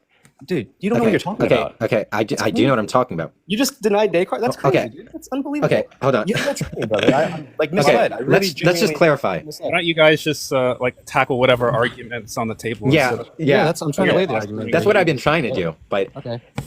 just to clarify, No, dude. Descartes' writing is not epistemology, even though he created Where Cartesian have you get your skepticism. training? Where's your He training? does not actually talk about epistemology. What's I don't know. what You have keep seen asking about before? training. I've Yeah. only been trained in logic in terms of Where? all my You were philosophy. formally trained, Or you Yeah, can but go all to the university, rest or of you my just sorry, read yes, books. I go to university What for university? for philosophy. That doesn't matter. I'm not going to dox myself. I don't Why know would why that you? No, matters. because whoever your professor is it's mind-boggling. They will give you a fat. There are people. I'm being honest with you. People What that did I think say that not was wrong understand. about logic? We haven't even talked about You logic. don't find logic, and you're You obviously gonna don't. check You're it. actually like a Dude, pseudo intellect. It's very Well, clear. instead of like But posturing, just like provide the argument because this isn't like going to get us yeah. anywhere. No, but Okay, he's so telling you that yeah. deduction is It's not okay. It's okay. Pipe down. Look, premise one is there cannot be a world with only contingent things. So correct? That's premise one. It's a signing proposition. off? There cannot be a world with only. I'm clear that's a proposition. I'm asking you if you're signing Yes, there off. That's cannot your be a first world. premise. Yes. Okay. What's premise two? Sorry. What's hear me? premise two of the argument? Independent things. There cannot be a world with contingent existences because it would lead to an infinite regress fallacy. The absurdity of an infinite regress fallacy is a reason why there is a necessary existence and entails a necessary existence. Due to the absurdity of an infinite regress fallacy, this entails a necessary existence by logical necessity. And when you say infinite regress fallacy, because typically I take fallacies to be some kind of like fallacious kind of reasoning. Yeah, like squared circle. Yeah, it's an error in reasoning. Well, no, that's a contradiction, not No, an error in it's reasoning. not like a squared circle. Squared circle is just a contradiction, and a fallacy in reasoning has to deal with like kind of the structure of like an argument or something. So, what's your critique on the contingency argument? My critique is that like I think an infinite regress is a viable option, and it's not like contradictory. Well, Well, look, there's a number of issues with the contingency Well, I argument. would have to make a video and a thought experiment to make it. Okay, first, it's actually very hard to come across a valid formulation of the contingency argument. But ignoring that, one issue is the fact of the PSR. I'm not sure why I would be committed to the PSR. And the other is the fact that it treats the universe as a BCF, a big contingent fact. By the way, Ruxter, I'm just curious. Do you remember when I slipped on talking about that? Yeah, that was hilarious. I can't believe I remembered that, but yeah. Don't That worry, I held my tongue this time. Don't worry. Oh, you okay? Okay. So, what's your critique on like infinite regress of contingent existences? What's your? I'm not sure how it's an issue. Yeah, I don't see it. There's no issue. I Yeah. think So, that's- what's the issue in there existing an infinite causal sequence? let's say if matter, right, gets its attributes and characteristics because it's made up of something more fundamental than it. Let's just say subatomic particles and forces, or ultimately quarks and photons, and these things are made up of, let's say, quantum vacuum energy or fluctuations or superstrains, one or the other for the sake of argument, if they even exist. What is that made up of? If it's something else, and that is made up of something else, where does it To be actually clear, stop? we're talking about an infinite causal regress, So the not thing that you're talking like about a is like an mereological infinite. Yeah, I'm you're not talking about a an causal, infinite dependence relation kind of thing. Yeah, Yeah, you're talking about like making reference to I temporal. mean, it's either like this infinite. I mean, it seemed like mereology talk when he's talking about Yeah. molecular composition. That there's always a further reducible, more that's fundamental. that's the absurdity I'm trying to highlight. Is that Okay, but what's absurd about the view? I'm not sure what you mean by absurdity there. Are you just saying it's like there's implications? I'm saying there's implications if that something else, and then there's something else, and then there's something else, and it doesn't stop. That Well- actually means nothing. If we can't transverse an infinity. So Okay, what do you so mean by that's infinite? wrong as well. So like an actual infinity. Yeah. I think that's wait? incorrect. Okay, you understand that one second. finite distance. Okay, Do you mind if I just? But real quick, if I no, look, you can finish real quick, Ruxter and is then like we a can pro critique with it. this topic. I'm fine If with you don't letting mind, you take if you don't over. mind if I could just finish the, what I was going to say, then we can critique it afterwards. Because I'm not making a temporal argument. It has no relation to causation. This is a mereology. This is size, shape, parts. There's no reference to any causation there. So that's why I believe the contingency argument is the only argument that holds water. That doesn't mean, Jesus is God. That isn't to say, Allah is God or whatever, Vishnu. This is just to say, there are actual logical arguments that hold water for deism at the very least. So my problem, I accept that you can have an infinite regress of causes, because if I say the universe began to exist, and therefore there must be a cause for it to begin to exist, the whole kalam, making that causal argument, I accept the opposition saying, well, we could have always been here.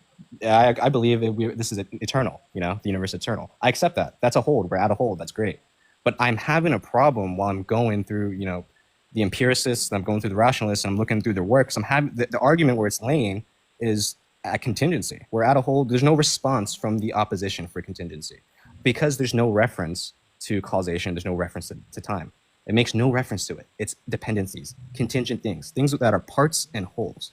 So if something has size, shape, charge, or a specific characteristic, what determined these limitations in the first place? If it was determined by a finite thing outside of itself and like an efficient cause going on forever and an infinite regress, that's an infinite regress fallacy. If it was determined by the building blocks inside itself, like a material cause. Okay, wait. What do you mean by infinite regression fallacy? So if I You keep using that. Just a simple thought experiment. Like, you know what? Just to clarify. It's like not an actual Yeah, fallacy. but look, yeah, it's you understand that someone makes it a fallacy is an error in reasoning, right? Yes. Okay, I'm gonna give you a thought But experiment. you understand an infinite regression is not a reason. I will give you let me give you a thought experiment real quick. So let's say this highlights an infinite regress, right? The fallacy within an infinite regress. If I was a sniper and Ruxter is my spotter, and I'm gonna take a shot at the target. Yeah, look, everyone knows this. The So issue is that there's gaining no chain fallacy there. Well, there would be a fallacy if you said if I were able to take the shot. If I Well, was look, my spotter, sorry. No, there's no. Look, maybe you think there's there's a contradiction. okay. Then, There's no sorry. fallacy. Sorry, contradiction. Contradiction. Okay, but Method. just Ransom. because there's a fallacy in one scenario of a contradiction, it doesn't follow. Both. There's also different types of infinites. There's scenario. infinites. There's infinites that are not right directionally bounded, right, or unbounded, right, where it's not, endless, right. There's ones that are either there's beginningless. I'm talking about in terms because wait, infinite also, is meaningless. you Infinite is understand- meaningless in abstraction. Without abstraction, you can't. It's not meaningless. Yes, without There's actually- abstraction. Because I you don't know can what that mean means. infinite. Well, But I mean, look, it means you like, understand. sorry, You can have like- an infinite that has a beginning and an end, right? You Yeah, understand that? that's what I'm saying. That's the abstraction part. You can't just say infinite because you can mean unending iteration of things, or you can mean like post-eternal, pre-eternal. They all have the same definition though. They're all like one's like you and me having the same conversation on the moon. wait, they have different properties, but they're still definitionally the same. Without Right? All abstraction. You look in understand that? discrete mathematics. What do you? No, I don't understand that. What does that mean? I'm saying that you can't. All I'm saying is that every type of infinite has the same definition. Okay, you're asking me and I'm answering, and then when I'm answering, you're just speaking when I'm talking. I'm telling you that an infinite is meaningless without abstraction. What does that mean? That means when I say infinite, you don't know what I'm referencing. I can reference temporal. I can make a temporal argument, or I can mean unending iteration of things. It makes no reference to any causation or any time or nothing temporal. So an infinite, when you say infinite, we can have this conversation on the moon if actual infinity exists, because you mean an unending iteration of things. That's why you have to important to have like accept definitions. I don't mean an unending iteration of things. I'm talking about post eternal, like eternal forward or eternal backwards. I'm not talking about fucking you and me having a conversation on the moon. That's ridiculous. That actually doesn't exist, and I'm sure we can all agree on that. What is this guy talking about, Ruxter? I'm struggling to. That's like- besides the point. He's just rambling. Okay. Yeah. So let's get back to the argument. I just want you to sign off on this is how you want to formalize the argument, or how the I argument haven't was. even explained the whole infinite regress. You have a problem with that. That's the argument I'm making. I'm trying to explain to you what infinite regress is. So what's you're saying? So you tried to give like the sniper thought experiment to show that an infinite regress is like impossible or contradictory or something like that. Contradictory. Okay, just to finish the experiment, it takes me 10 seconds. So if I'm familiar. Wait, hold on. Wait, just one second. I am familiar with this. So you don't have to. okay, cool. Then the unending chain of gaining permission. If you were to say that I can take that shot, that's a contradiction. That's the infinite. That's when it becomes a fallacy when you use it So, in an so argument. here's my response to that. Like, Yeah. so the problem with the thought experiment is that like, if one question to ask is like, did this person like start asking permission, like to take the shot? Like that's going to be the first question I'll ask. We could do. I mean, this could be our thought experiment. We could be whatever parameters to make it conceivable. You're running it, so I'm asking you what the parameters are. So like, I'm trying to do like the honest. Okay, so if you're my spotter, I'm asking you, hey, Ruxter, can I take the shot? You're gonna be like, no, I have to ask monkeyboy. Monkeyboy's gonna be like, wait, I have to ask X, Y, Z. If that chain goes on for infinity, as in it post or like internally rather, and if monkeyboy tells me, hey, if that chain goes eternally, Dean can still take the shot. That is fallacious thinking. That is not. I can understand it in that regard, where you're trying to say that you're reaching the end of like an endless series, right? Yeah, that's going to produce a contradiction. Absolutely. The problem is when you try to therefore extrapolate that therefore an infinite regress isn't possible. That's fallacious thinking, because all you've demonstrated is an infinite regress constructed in this sort of context produces some contradiction. you can't therefore extrapolate from that their infinite regress is impossible. Allow me to. So let's say I'm Because- referring to things that are dependent. So let's say we can classify existence. If you can accept this, just hear me out. If we classify existence into contingent existences, impossible existences, and necessary existences, but there are only two options. We only have Wait, no, necessary. look, you understand. Okay, look, what Ruxter's trying to say is you're not showing in principle that there's a contradiction with an infinite regression. You're saying an infinite regression with the conjunction of taking the shot given that there was an infinite series of, or that the shot is the final moment of an infinite transition of hierarchies or bosses or whatever. Yeah, like people higher than you that you have to ask for permission for, and you eventually take the shot. The conjunction of those two entails a contradiction, but that doesn't show the conjunct of the predicate, like there exists an x that x is an infinite regress, is a contradiction. I just showed you that if X was had infinite. No, regress, I just explained that. You showed how that type of example down for that me. introduces. I'm a layman, please. Example that introduces. I'm a layman, please. You're speaking to someone with training. Yeah. So Okay. another way of saying what monkeyboy is saying is that like all you've done is shown that there's a contradiction with like an infinite regress with like some other property about like the thought experiment that formulates the contradiction. Yeah, But so I have to make the it's argument. not saying that one of the conjuncts, one of the things that makes up the conjunction, is contradictory. So allow me to make the argument. I was just highlighting the contradiction in an infinite regress. That's all I was saying. I understand, and what I'm saying is the thought experiment fails to do so. It doesn't highlight a contradiction, infinite regress. So Right, it doesn't. And the reason why is because there's going to be other sorts of things at play that give you the contradiction, right? It's like you're reaching the end of like an endless series, and that's what's kind of like don't reach the end. That's for the point. contradiction. The absurdity is not reaching the end. I'm saying the shot's never going to take place. If you were to say the shot was going to, If you say yes, I take the shot, that implies that like they finish like the infinite, Yeah, of course. the endless series, right? yes, I'm saying that shot will never take. I'm saying you're crazy if you think. Wait, hold on, one sec. It helps if you can just answer this for me, so I'm on the same page as you. So if someone says yes, I take the shot, that's the reason why that's absurd is because it's implying that like they've reached the end of an endless series, right? Wait, is that your background, by the way, Ruxter? What they? Oh, is it like the fireworks? Can you hear that? Yeah, I'm saying that, it's funny one- that you're talking about taking the shot. There's like gunshots going off. No. I don't know what these people are doing. I don't know. Monkey, what did you do to those kids? Sorry, what are you talking about? I'm reading the comments. Wait, He's like, who said host, something about kid? he's a host. Apologize for what you did to those kids. I've never seen this guy in my life. All right, Monkey. All right, we believe you. No, but like, so the contradiction is just going to be someone saying, "Hey, like I took the shot and Well, you I can reached take the the end shot. of like supposedly like an endless series." And that formulates the contradiction. But if we just isolate like infinite regress implicator, there's like nothing contradictory about that. You're saying infinite regress itself isn't. Yeah, an infinite Yeah, that's- regress that- itself of is course, not granted, contradictory. accept it, But when you accept it. implement it in some thought experiments, yeah, you could probably derive like That's why I was trying to make a point. consistencies.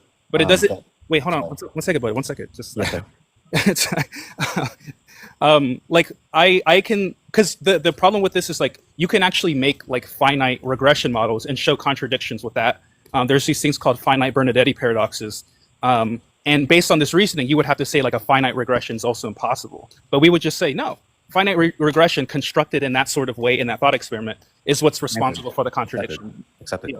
Yeah. So So that's- I'm. But again, that's why when I was talking about infinity, it's meaning to say something's infinite. It's meaningless without abstraction. So when we make an argument with a premise being that there cannot be a world with contingent existences because it would lead to an absurdity, that's when we can determine if that's valid or sound at that point. Because So, okay, do you mind if I like just get clarification on what you're saying? Is that okay? yeah, go on. Gushers are the best. So you're just saying that like if we have a world where there's only contingent things, and when you say contingent, you don't mean it in the analytic sense. You mean contingency as like dependence relations, right? Yeah, you can make the ontological argument, or you can make a cosmological argument, or it can go both ways. No, I He's mean like asking when if you're using you say contingent, like, contingent, you just mean modality or, like, like- you just mean dependent, right? That's what you mean, right? I mean dependent parts. Or do you mean it could fail to like exist? Because like contingent, like an analytic philosophy, just means it could fail to exist. If And it's then conceived in another way, it's contingent. say that again. Sorry, you cut out a little bit. if it can be conceived in another way, it would be contingent ontologically. If it's conceived in another way, it's therefore contingent. If it's conceived in another way, so are you just saying that it could just fail to exist? Is that like another way of saying that? I'm saying that if I can Like imagine, there's some possible worlds. There's some possible worlds where this thing exists, and there's other possible worlds where it doesn't exist. ontologically, Is that like a fair? I'm saying Yeah, that or you can say there's some possible worlds where this thing has positive ontological status. There's other possible worlds where it doesn't have positive ontological status. Is that another fair way to describe that? I think I'm just trying to get clarity on. on. I don't know if I can make it any more clear than anything that can be conceived of another way is therefore contingent. You can take that ontologically. You can take that cosmologically. We can make the argument either or. I just do you monkey boy? Do you kind of understand what he means by that? Because I'm having a tough time. Like this shirt's. I wasn't paying that much attention, but from what I heard, I'm not really sure. It seems like he wants to say he's just using it in terms of like ontological dependency. I mean, that's not how it's standardly used, the clone. I mean, the contingency argument. Said it could be conceived. Unfortunately, I do have to go. So, yeah, I'm gonna have to go. I'm sorry about that, guys. I'll probably catch you later, monkeyboy and Ruxter. You guys, thank you for the conversation. Yeah, no problem. All right. No problem. You know, I heard infinite, so you know I had to come up here. Yeah. I knew you were gonna come up. I'm like, and that's like from The Office when kept giving like Dwight Tic Tacs or mints. You know what I'm talking about? He kept ringing the bell. Yeah. You're already like snapping to it once you hear the word infinite regress or infinite, just infinite. You start like foaming at the mouth. Yeah. I'm not gonna lie. That dude was actually a pseudo-intellect by like. Were you there since the beginning of the conversation? I was here for a good deal of it, not since the beginning though, but he might just be a little confused. That might not be his fault though. And it's funny, he keeps saying, "Are you like formally educated?" And he does not know a rat's ass about like basic epistemology. But yeah, whatever. Well, I don't know why he brought up like epistemology, because I thought contingency arguments were like metaphysical arguments. So I'm not sure why that was brought up. I know. I'm not sure at all what that had to do with the subject. But I mean, you know, yeah. Yeah, I mean, hopefully I explained to him and the audience why like that sniper's thought experiment thing doesn't really work. So. I invited Jack. Actually, is Jack even in here? Yeah, he's in here. If he wants to come up. I saw Jack talk to those like Muslim metaphysicians before. What, like on YouTube? Yeah. I heard him talk to Alex Malpass about it and stuff, and I kind of read up on all of like Malpass's papers on like the infinite stuff, and Wes Morrison too. He's pretty good. Hey, what's Jack up? is friends with him. With Malpass. Malpass watches my YouTube. I'm pretty sure he said he's subscribed. You can find him in some of my comments in my YouTube videos, but not the good ones too. But yeah, that's awesome. I know Lance Bush is subscribed to my YouTube. I really wanted Dan Linford to subscribe, but he's never really on Discord. Dan is pretty smart too. That guy is I'm reading the book Existential Inertia that him and Joe Schmidt wrote. It's pretty great, man. Yeah, Joe Schmidt is like a prodigy. That dude but is. Dude, he has that Danny in him though. I hate that. That he's just a jolly, happy, charitable interlocutor who interprets your art. He steelmans your arguments, dude. When I debate people, I just take my argument and like bash it into their heads. But like he holds your hand and walks you through the argument. It's like, do you understand? No, I just want to look. When I run arguments, I want to destroy people. Bro, you sound toxic as hell. I'm not gonna lie. You know, people on TikTok have been calling me one of the, the island thing, right? The TikTok community islands they made, the tier list.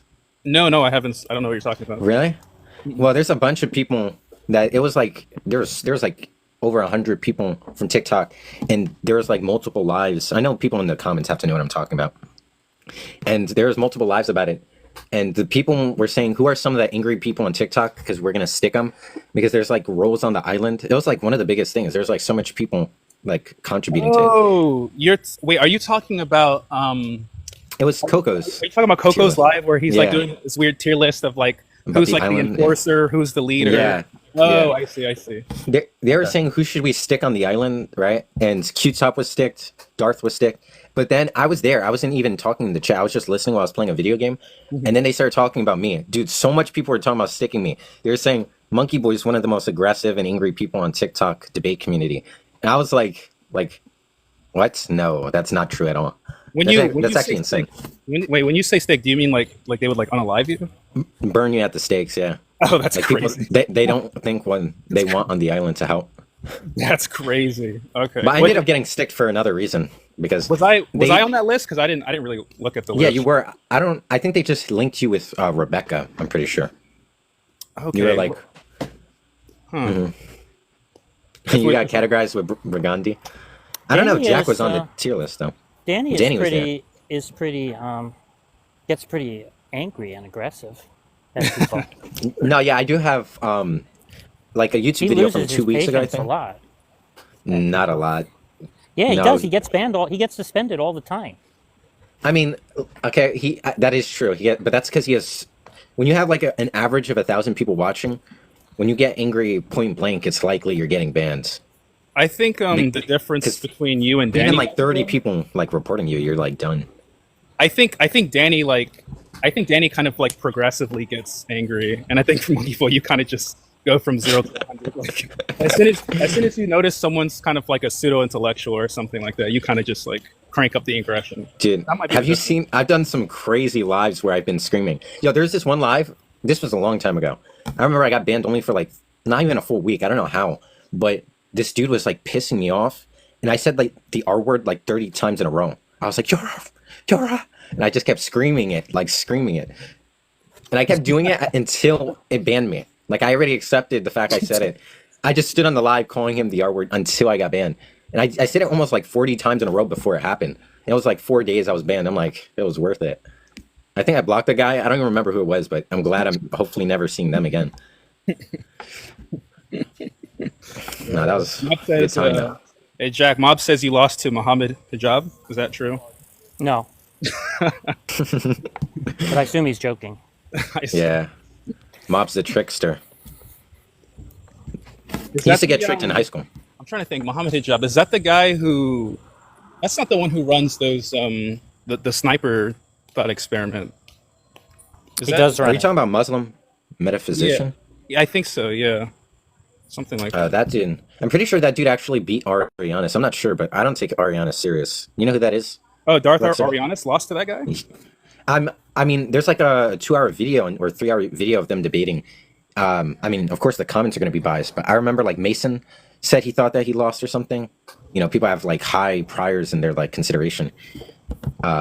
Like just in turns also said he looked terrible. I didn't watch the full thing. I watched it also like 2 years ago or something. But no, I'm pretty sure even if he didn't lose, he did not do well against like Muslim metaphysician. But like Arianis just gibberates like so bad. That's unfortunate. Damn. Like, what were they? The dude I was talking to about epistemology. Yeah, that guy seemed like he was maybe a bullshitter. Yeah. Wait, you're talking Dude. about the guy that was just here? Yeah, the contingency argument, dude. Oh, yeah. He was posturing so bad, projecting. He's like, "Are you formally educated? Are you, dude?" He said he asked, "Are you an empiricist?" Or he asked me, "What's your empirical hierarchy?" I'm like, "What are you talking about?" And then he asks you, "Are you an empiricist? Do you subscribe to induction, abduction, deduction?" I'm like, 3 of those are like epistemic types of reasons. The other is like a theory of like knowledge acquisition. I'm not sure like what's the relevant feature within like the set of things you're like showing as examples. And Yeah, I think it just depends on the person. I mean, if your paper wins a Nobel, you're like making money that way. I mean, for sure. I'm But currently working on my Nobel winning paper. Oh, I can't wait to read that. Mhm. But no, but It's about a how lot of times done. people make their papers free so that like Yeah, like on field papers, you can even request for some of them that are not free. yeah. Sometimes you could just do that just so that like since it's not behind a paywall, you can get more like notoriety or just like you can just be more popular because it's like easily accessible to the public or something. So and then like when people are more familiar with your work, then you can just put out a book and then you could just make your money that way or something. I don't know. It's all like a I don't know. It's all a strategy, I guess. Let's Jack run away. I was just gonna debate him, because you know I'm a Chrislam, right? I hear was you. gonna debate him on the existence of God. I hear you go around and say that rubbish to people. How many people do you piss off? Rubbish. Well, you know what's rubbish? Andir's vibes thesis. That's rubbish. And Julian's like global Platonism. Those are rubbish. Okay. Listen. I like his vibes. I think it's all just vibes. Like when I say that this action is immoral, all I mean is that like I just get a little bit of bad juju from it. That's all. Yeah. Thing is, it's hard to disambiguate, or rather demarcate between vibes and intuitions. No. I think intuitions. So one kind of, jeez, that's loud. One kind of demarcation you could say is that like, you could say intuition is just going to be like some sort of like internal, like self-reflection or something like that, where you just go, oh, this naturally compels me to adopt some sort of belief or something like that, and that's just like an internal process. Whereas like juju or vibes is more of like an external thing. It's an actual, it's like ontological status out there. Okay. Yeah, I don't know how to inflate my economy. Garbage view. But subscribe to my YouTube. Check it out. Great. The reason content. why you would inflate your ontology is if it gives you like sufficient explanatory power, and I think. Oh yeah. What's the explanatory power? Go ahead. Yeah, it allows you to like explain as to why moral propositions are good and bad. It gives you that tool. Yeah. So, okay. Yeah. Sounds interesting. Yeah. No, it's a well-respected view. Yeah, really? Okay. Tell me who writes on it. I'll print a paper out and I'll read the paper. When I'm done reading it, I'll wipe my ass with it. I used that. I used that line last week. Dude, I was cracking up when I used it. I used it against the theist. I think the theist was like telling me about like some biological argument for God, and I said, And he was rambling. I let him go for 3 minutes. I'm like, You know, actually, none of that engaged with the conditional statement you're intending to justify. But I'll read that paper and I'll wipe my ass with it after. Now, what's the argument? And then he got so mad. It was hilarious. That's fucking hilarious. Dude. Oh God, you're killing me, bro. All right, but is there any theists? I might have to steal that from you. That's like some rhetoric. You gotta use that on the anime debaters. I've used this before. Now this it's quite extensive, but I talked to somebody and what did I say? I said broski, you're getting intellectually bukkakied in this debate. Like you think you're getting fucked by like 30 dudes, but it's just me putting you in 30 different positions. And your favorite positions are the one where you're facing away from me. It's to help you dissociate from the fact that you're getting fucked. Like I said that whole line. Damn, all of that in a debate? Yeah, people were like, what the hell? Did you try you had a Ben Shapiro, right?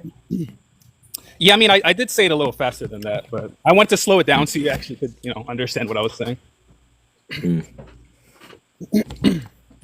But yeah, I literally just like while I'm in the shower, I like this sounds sad, but like I literally think of ways to creatively insult my interlocutor.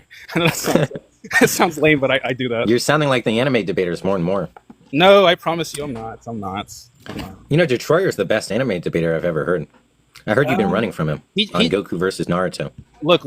I actually might agree with you on that one because for some reason he's in all the anime debate servers and that like bothers me. He is. I remember too. What was that? It was Apollo server. Oh my God, Apollo's such an idiot. But it was Apollo server, I think. I remember I saw Jack and Detroiter. They were like black belts in the server, and then Apollo had his own tier above. Yo, what's up? Do you have like rational reasons to believe in God? You believe in God? No, I don't. Why? I don't have good reason to believe in him. Yeah, you don't have a good reason to believe in God. Okay. No, do you have a good reason to believe in God? Yeah, I do have a reason, honestly. Oh, what's the good reason? Okay, the good reason. First, look at yourself. Okay. That's what is the reason there? Look at it. Look at yourself. How your body goes. Okay, wait. Let's just clarify. That was a command. That wasn't a reason. No, that's a reason. How you came? Who did like? Hold on a second. That's a question now. You went from command to question. When are we gonna get like the reason? Okay. Who created humans? That's a question. Why would I? Also, it's a loaded question. I don't know why I believe there's an agent. When you say who, that refers to like an agent, like someone with a mind, right? I don't say who, and then it's like a rock. When I say who, unalive Jerry, if it was like a boulder that fell on him, we're not going to refer to who there, right? So like the question's loaded, right? I don't believe there's an agent that explains humanity, and that's not a reason, right? That There was is just a a reason. question. If you look at how your body works, it is a reason. That makes you. That's alone. How's your body work? Okay, so Breathe. let's just Okay, clarify. when Are you you saying let's if say my let's say body you died. operates the way it does, then God exists? Is that the Okay, hold on a idea? second. Let's say you died. Why you died?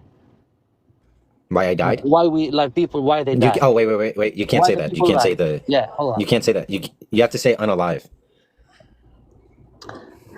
Like if you somebody dead, where he goes? Like he You just passed say away. unalived when Unalive, someone whatever it unalive. is. Yeah, I mean, Okay. there's like a number of causal reasons that might explain a certain person's unaliving. That's contextualized. I'm not sure with, again, that question doesn't, like, I shouldn't even be answering the question, right? Let's try and keep the dialectic strict as to, like, Listen, I don't speak what's like, English very good. I speak Spanish, Arabic, but I don't speak English very well. But like, if you speak another language, I explain it to you better. I know how to explain it to you. I'm sorry, but like, I'm fluent in Chinese. no, I don't speak Chinese. No. Okay. What about But Hebrew? like, I do have someone. I'm gonna follow you. I do have someone to speak English better than me, and he explained better for you. Like, there's a reason why there's God, why 1, 2, 3, 4, 5. But like, Yeah. yeah. Well, nice to meet Uh, you, man. I hope I get you to believe in God. Yeah. That's fine. Next time, I don't know who you're talking to, but yeah, you can get your friend or something, and Yeah, maybe yeah. the two of He you can talk like tag English team better, it. and he explain you better way why there's God, why like reason going on. Honestly, I'm like I made 20 people believe that they was believing that no God, but I did make them believe there's a God.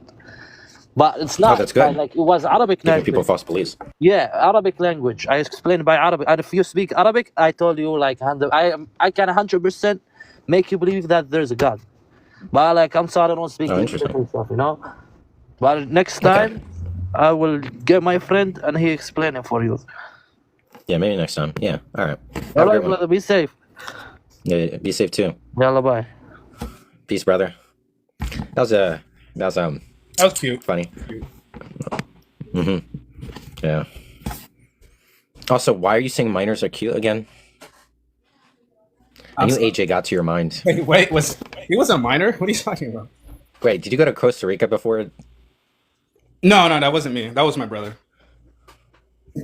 And you said you and your brother are identical twins. No, I never said that. No.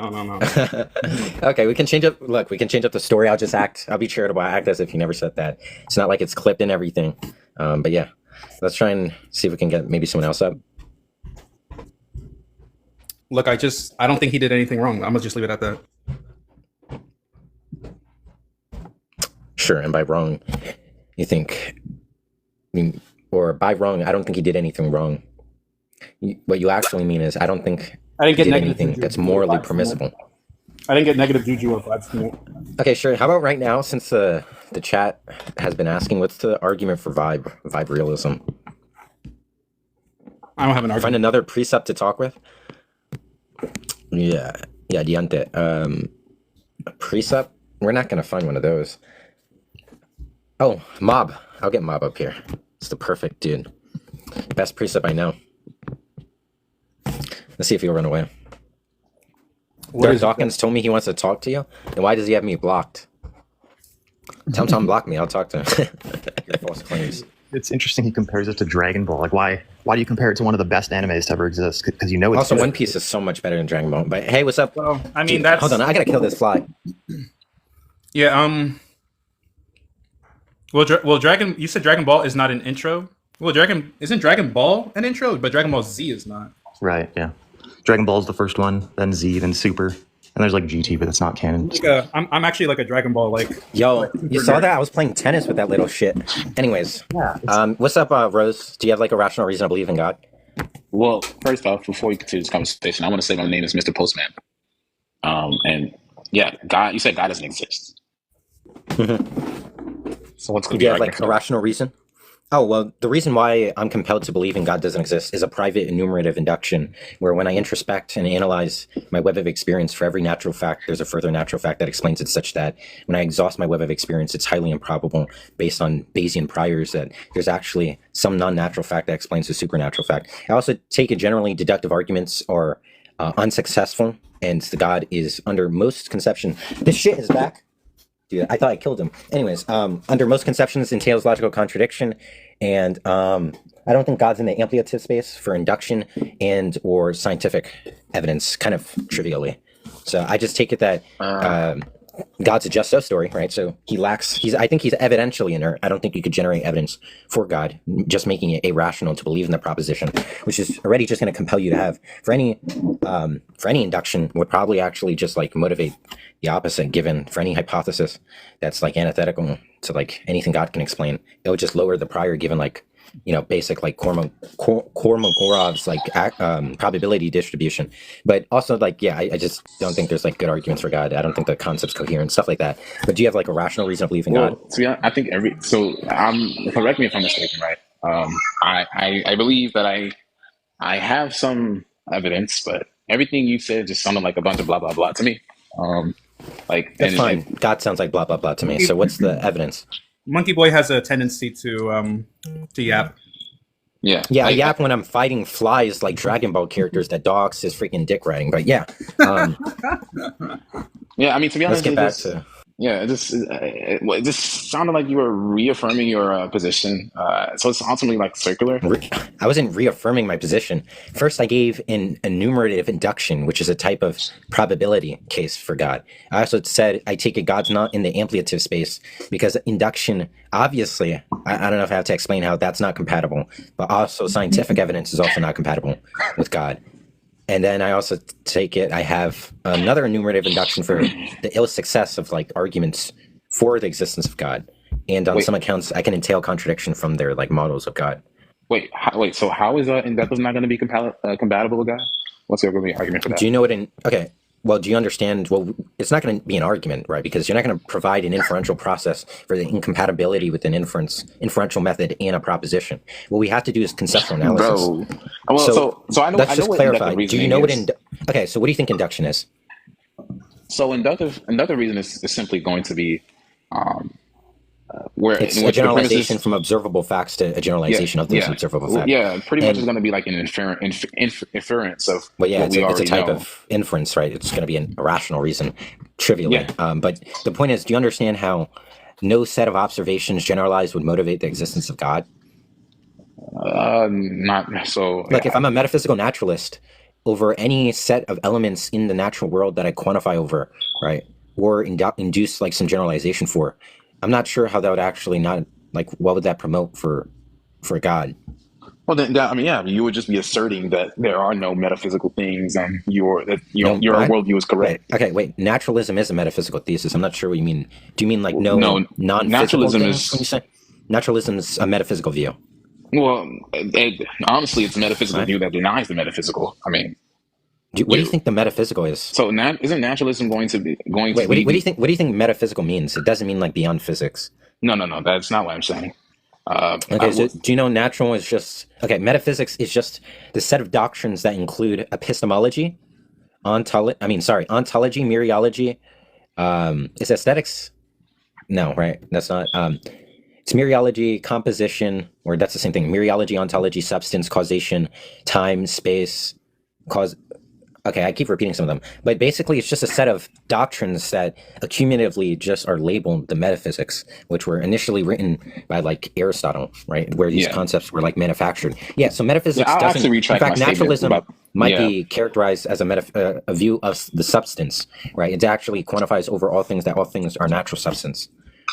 Yeah, and I mean, So it is a metaphysical thesis about substance, the nature of objects, and how they subsist, right? So it's obviously metaphysics.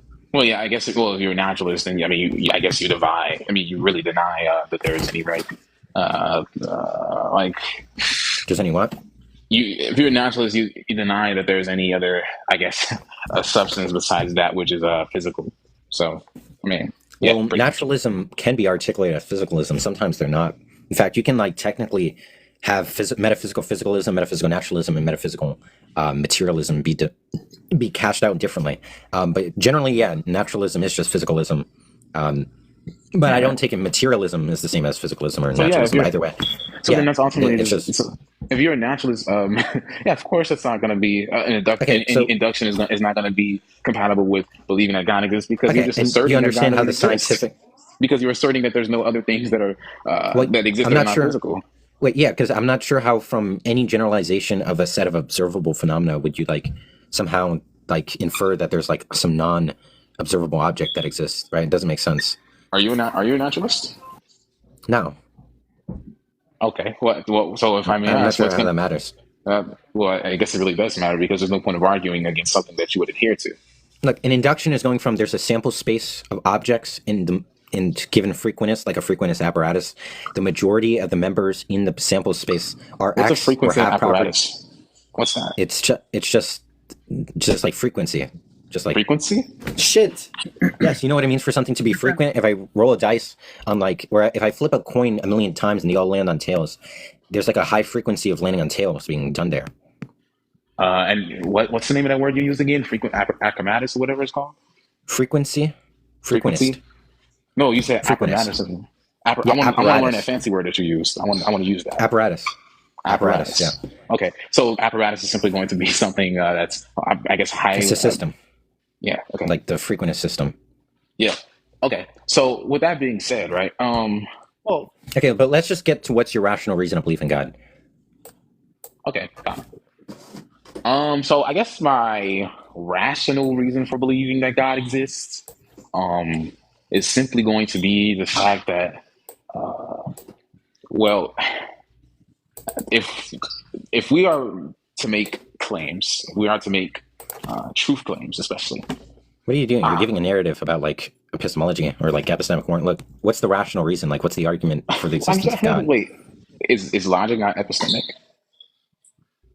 It's in the space of epistemic norms. Yeah. Yeah, that's what I'm trying to do. Okay, so yeah, that's what I'm asking you. Like, what's your logical reason? What's the argument? What's the deduction? Do you have like an argument? Deduction. Or... Yeah. I mean, I have a yeah. I'll give you mine. Yeah. What's premise one? Premise one. I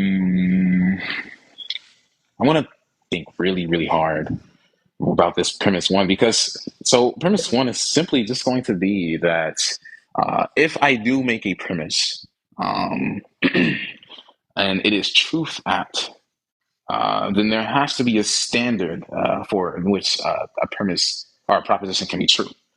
Premise two is going to be that. Okay, wait. Okay, I'll just let you lay out the entire inference. Go ahead. Yeah. Premise two is going to be that the standard of truth would have to be something that could conceptualize of truth. Premise three, concepts only exist in the mind. Conclusion will be there would be an eternally existing mind if truth is eternally existing.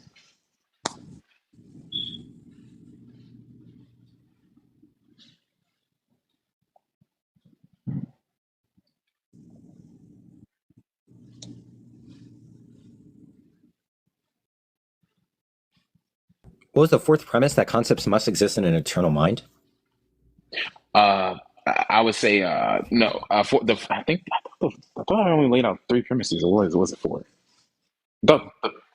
It was premise one. If I make a premise that is truth apt, there must be a standard of truth. P2, the standard of truth has to be something that can conceptualize of truth. P3, concepts have to exist in a mind. Yeah. So P4 is concepts must exist in an eternal mind. Yeah, if truth is eternally existing, and then I guess it would lead to another set of premises. Like the conclusion would essentially be the modus ponens. I guess premise one. I guess truth eternally exists. So I mean, since truth eternally exists, then this eternal mind exists. So yeah, that's what it is. Yeah. So, like, why would we accept that this property of propositions presupposes a mind? Seems like you're running some kind of argument similar to Anderson and Welty's argument. Oh no, not Mari. Bro got 1 million accounts. I mean, this is only my 4th account, but is Mari a troll, by the way? No, I mean, I know Ruxter knows who Mari is. Oh, you're Mari. Oh, you're that low IQ theist. Okay. Low IQ. No, yeah, that's fine. Okay, yeah. Jack was giving you a critique. Yeah. I'm just wondering why would I accept that up? So I take truth to be a property of propositions, and so it seems like you want to say propositions in order for propositions to always be true, there has to be a mind that Wait, the. are you wait? Because I am pretty low IQ. I want to ask you: are you critiquing the second or third premise? Oh, I'm just trying to understand. It sounds like the kind of argument you want to give is something like that because truth always has existed, a mind is required. Yeah. So pretty much that's going to be.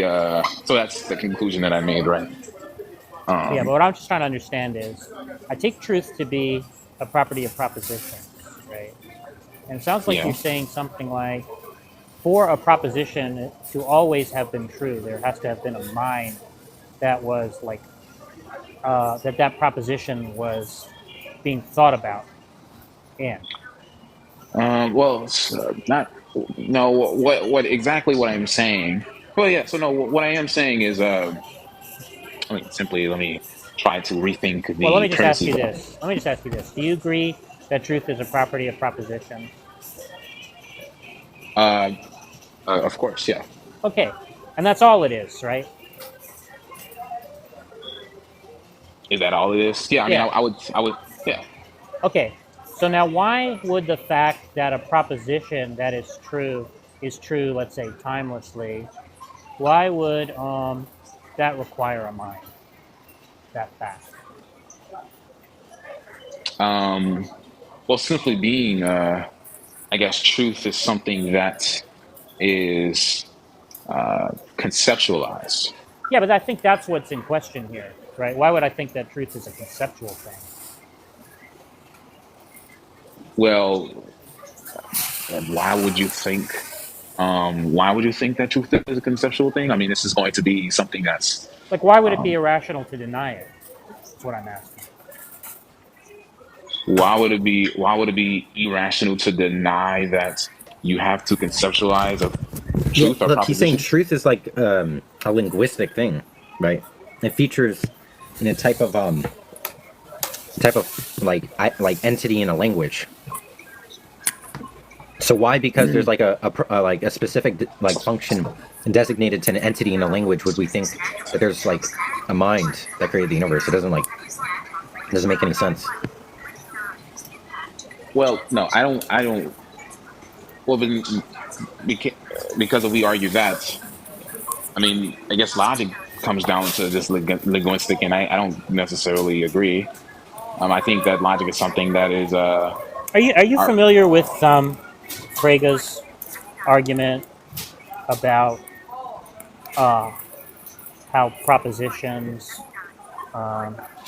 are not mental? About how propositions are mental. Are not mental. Yeah. Are you familiar with that? I'm not familiar. Well, he basically says something like, um, "What a proposition is the content of a thought that can be shared by different minds. And so, if it can be shared by different minds, it's not something mental itself." Well, then, with that case, you might as well be some type of um, metaphysical nominalist, because if that's the case, if truth is just something that Wait, you're a Platonist? am I a Why? Platonist? Yeah. I don't think he's a Platonist because this argument is seems like a divine conceptualist argument. I'm not sure then why he's talking about nominalism. Well, no, because Well, ultimately, if you're I don't see why nominalism is off the table, right? I take it that this argument is just saying that nominalism, it's sort of presuming that nominalism is off the table. And I'm trying to understand why we would accept that. Like, why would it be rational? Why would it be irrational to be a nominalist or a Platonist or to reject a conceptualist view of propositions in some other way? Why would that be irrational? well, I would say because ultimately, I believe nominalism is going to be a. Ultimately, I would say that it's going to be. I would say nominalism is well, at least if you hold to any um if you hold to any belief about Like, let's say if you believe in things like, if you believe in things like logic, if you believe in things being distinct from one another, I mean, obviously, I guess that ultimately, I believe nominalism is going to be a self-refuting position. Well, you'd have to give How's the it argument for self-refuting? that. I mean, I don't think I would call myself a nominalist, but I just, it's not really clear to me why we would accept some kind of conceptualism about propositions, right? And it just seems like that's what's required for your argument to be convincing. Well, so because I would say if truth, like I said, is just some linguistic, I guess everything around me, even me, even I mean, I guess maybe even logic itself. Well, I mean, logic wouldn't even really exist. Big laws of logic don't really matter, Well, and No, everything but around why me would is you need a? just no, that everything around doesn't me is just bloop bloop. Like I can say that my car follow. is bloop bloop, No, my floor is bloop bloop. none of that follows, right? Well, no, I would say it does follow But then because you'd have to demonstrate that. yeah, and I can, right. So you asked me the question. So why can't I just take this approach that basically propositions are not a mental? It's not a mental thing.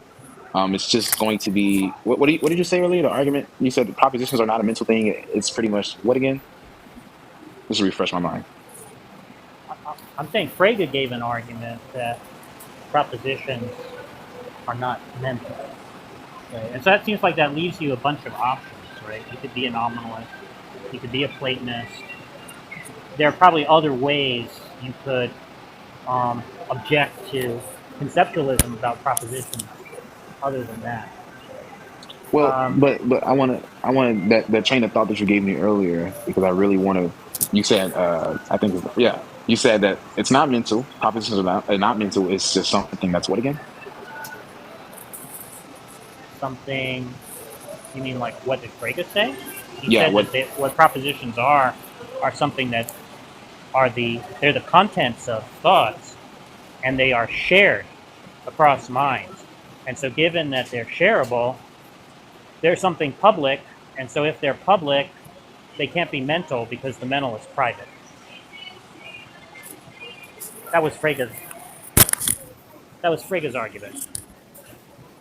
So like it's like me having a thought about like I know that ice cream is ice cream and everyone else knows that ice cream doesn't mean that this is something that's like mental. It's just something like kind of like is it kind of like the idea that I guess our mind is the map and the of the physical location or whatever.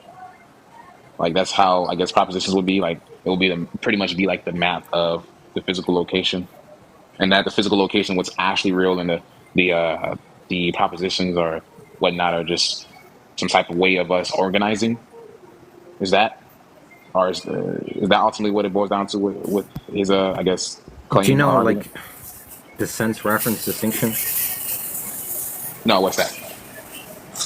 Okay, sense is just like something we can like, like take a definition or something like a concept we can conjure up, right? Yeah. And a referent is something that instantiates or has the quality of that predicate, right? Or or like satisfies that definition. Hmm. Okay, and the issue is when we say something is true, what we're saying is that an object I'll be right in the back. world, like the sense, yeah, that's fine. The sense of something sense, right, being the definition or something, right? Like the predicate maps out onto something, right? Yeah. When you say something is true, you're saying that okay, so truth itself is not a concept because it doesn't map out onto objects. Rather, it's a connection between a concept and an instantiator in the world holding that concept, right? When I say it's true, John is a bachelor, we're referring to some entity or object, and we're saying that object or entity instantiates that quality. So concept itself or truth itself cannot be referred to a concept because it's not actually a predicate. Right? To say something is true is to say that there exists something that holds a predicate. So thus, truth is like redundant for expressions and isn't a predicate, but rather in a type of assertion or like the reality about some object instantiating a predicate. Okay. But look, independent of all that, the argument about this concept thing, that if truth is a concept, then it exists in eternal mind. Like, why would anyone accept any of the premises?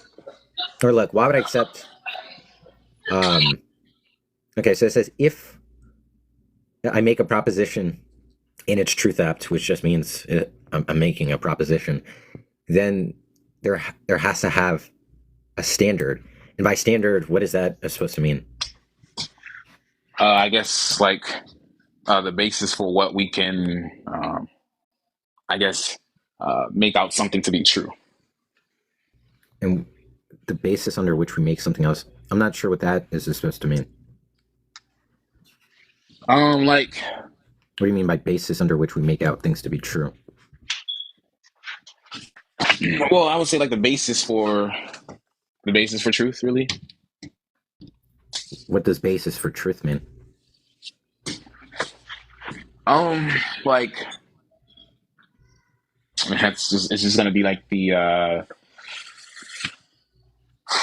like the foundation. I mean, what grounds truth? What is what grounds truth? Okay, but this. Okay, in what way are you using grounding there? Like, what do you mean by ground?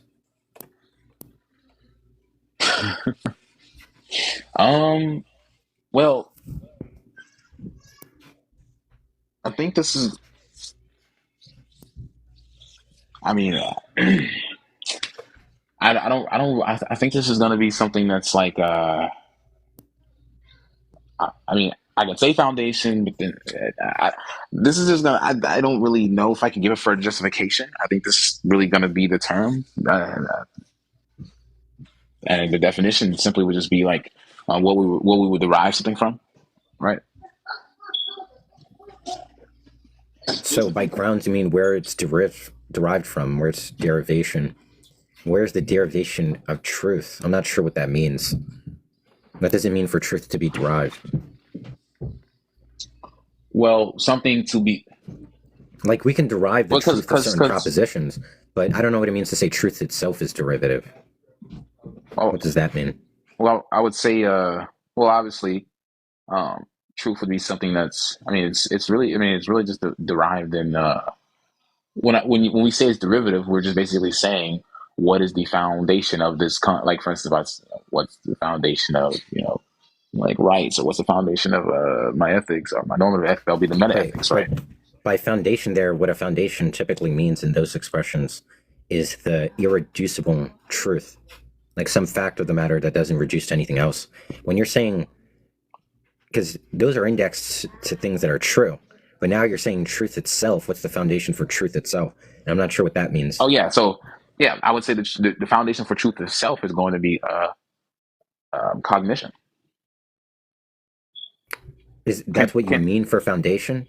Yeah. So, like, can something be truth? Right? Can something be truth without cognitivism? So you're saying what is the cognition of truth? I'm not sure what that expression means.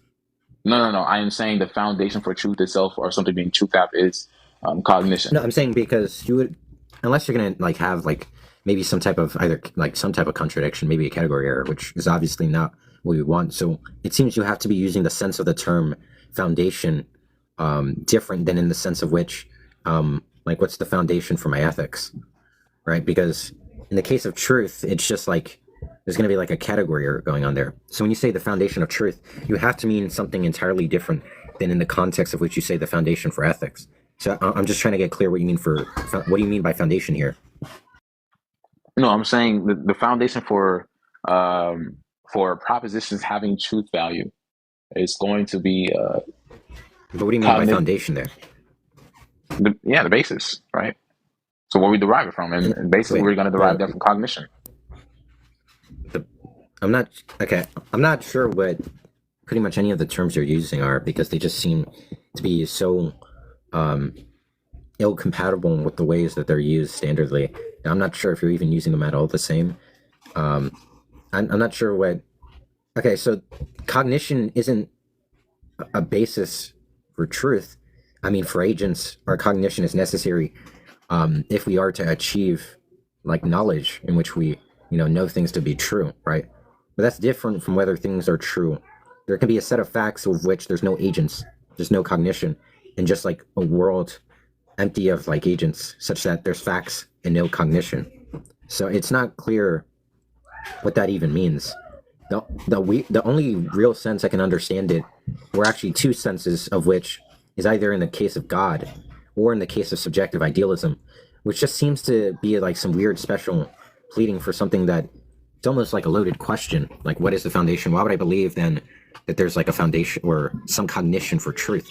But that doesn't even make sense, because the cognition wouldn't be the foundation for truth. It's how you attain truth, right? Maybe God explains a certain set of true propositions, but you still take it that it's true God exists. So God isn't explaining his own truth, right? It is true independent of God. It's logically prior that God is true, for which he can like create things. So it's not, I don't know, your view just doesn't make much sense. So basically, what I'm saying is, right, there are certain propositions. Like propositions can only, I mean, propositions can only exist. I don't Well, believe no, no, propositions exist, though.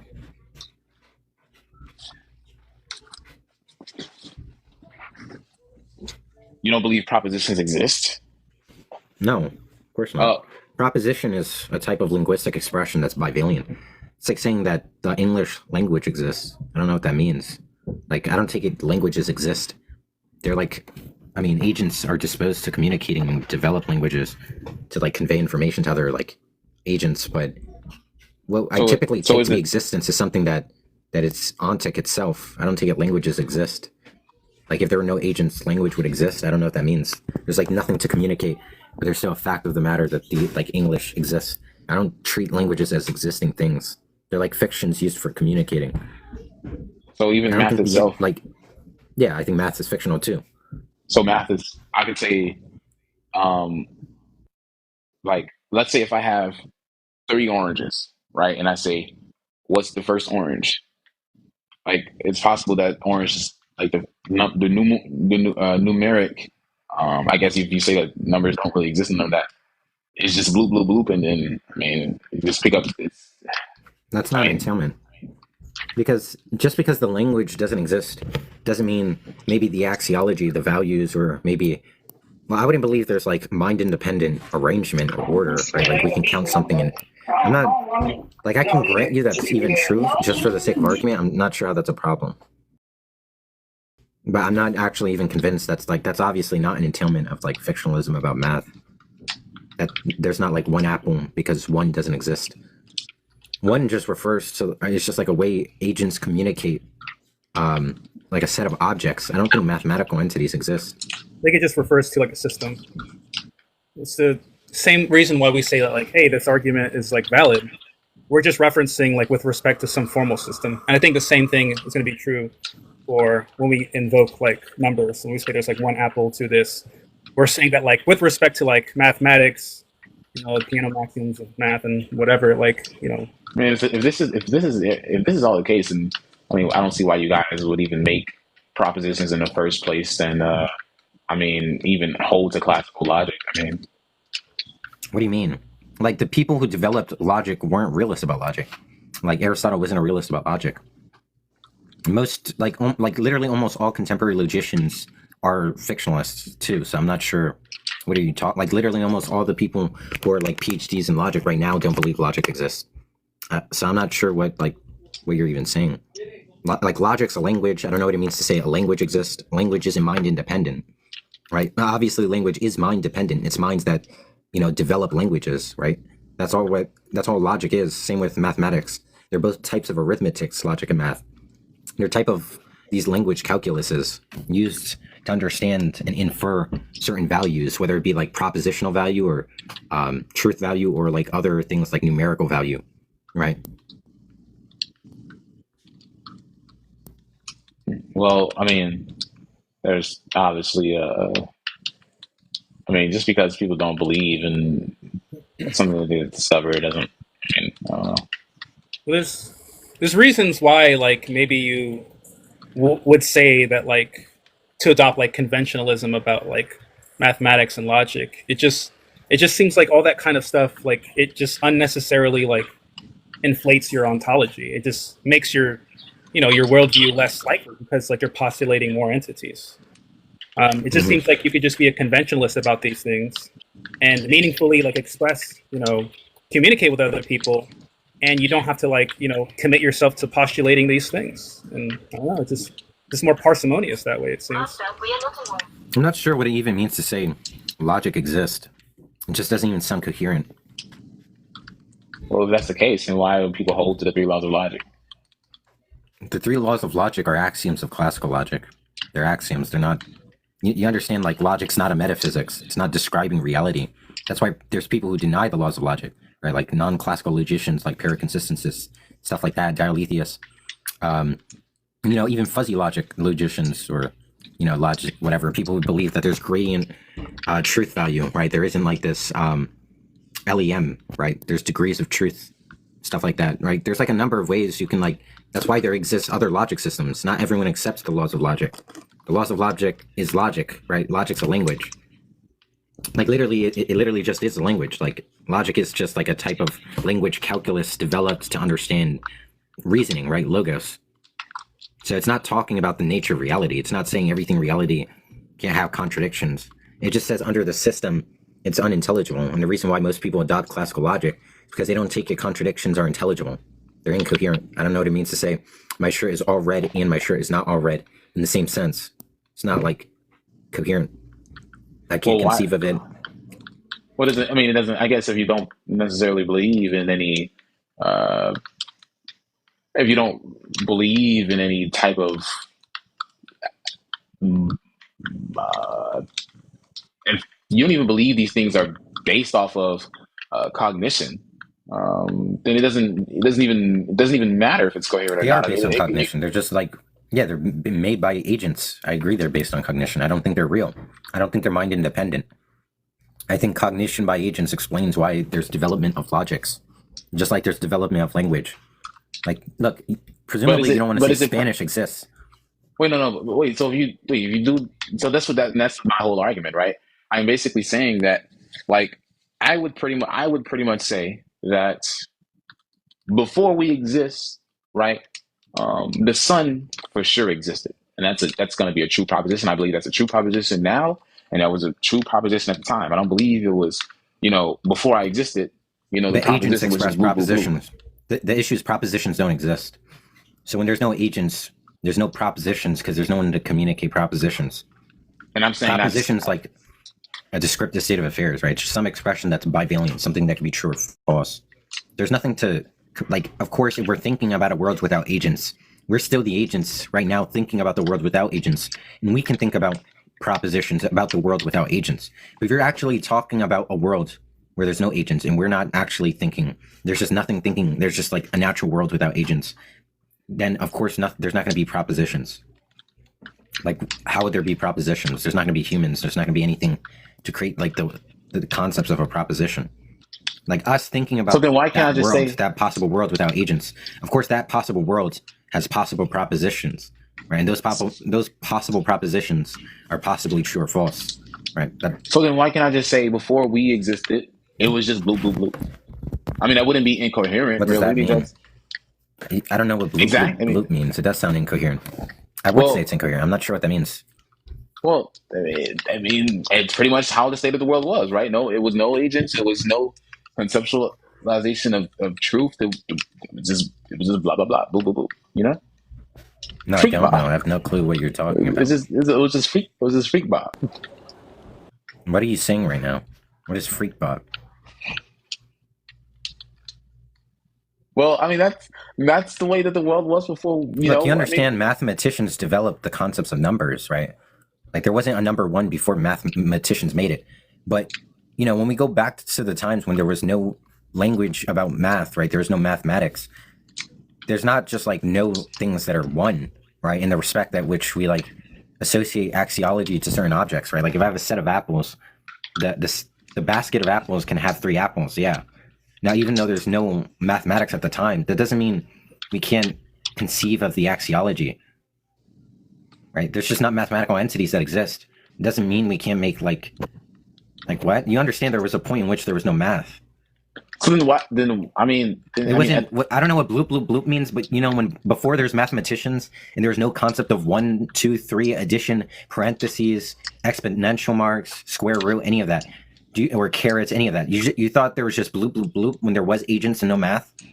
Like, I Well, don't know what you're talking about. well, I mean, It's gonna be the same way. it's There's just not gonna possible be a that language to communicate concepts. The nah, concepts of though. numbers, I don't know, it's unclear. It's like very easy to think about. Nah, I would just say, yeah. I mean, why can't I just say that the sun, like before, like yeah. I mean, because then no, because again, you The said sun that these. what? I mean, the sun is actually. I mean, because if that's actually the case, right? If this is actually the case in which, I mean, these are pretty much just made up things. They don't really exist. Something that we made up, right? These propositions are just things that we. I mean, we don't necessarily, I guess, conceptualize, but we pretty much just make up. I mean, why can't I just say that? I mean, why can't I just say that Okay. Mars? Why can't I just say There's that Mars is actually a Kentucky Fried Chicken? I don't get it. what are you even saying? I don't know what you're saying. Okay, you understand what a proposition is? Is a bivalent expression. If there's no humans, there's no expressions. If there's no expressions, there's no propositions. And you understand most people hold to like some type of like, or at least employ these type of Tarskians or like, views about like the predicate of logic of which it's redundant. Where all it means to say something is true is that you agree with, you just have like an attitude in agreement with some description. Like if I said John has a dog, and I say it is true John has a dog, all I'm saying is that when I say it's true, is redundant to saying I have a dog. It's the same as making the assertion John has a dog. But can The he truth say? is just a property of the expression. Now, trivially, if there's no agents, are there going to be expressions? No. Are there going to be expressions that agents have attitudes towards? Because that's what truth is. Truth is just whether there's an attitude by an agent towards it.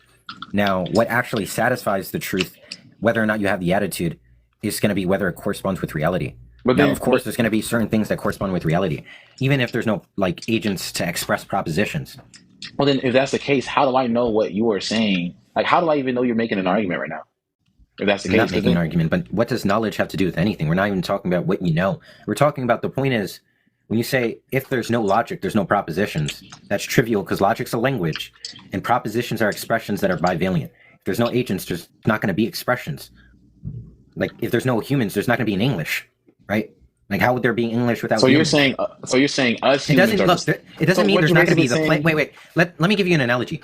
It doesn't make sense to say there's not going to be stars anymore because star is an English word, and because English doesn't exist, there's no such thing as stars anymore. The concept fades away. That makes no sense. That's stupid. What we're saying is there's no actual thing to refer to. There's no things referring to things. There's still going to be things, right? There's still going to be reality, right? Some way reality is. But there's not going to be propositions. There's not going to be expressions about reality. You understand Well, that? then, That's well, what a then what? proposition is. If there's no propositions, there's no expressions about reality, but there's still reality. So there's still going to be facts.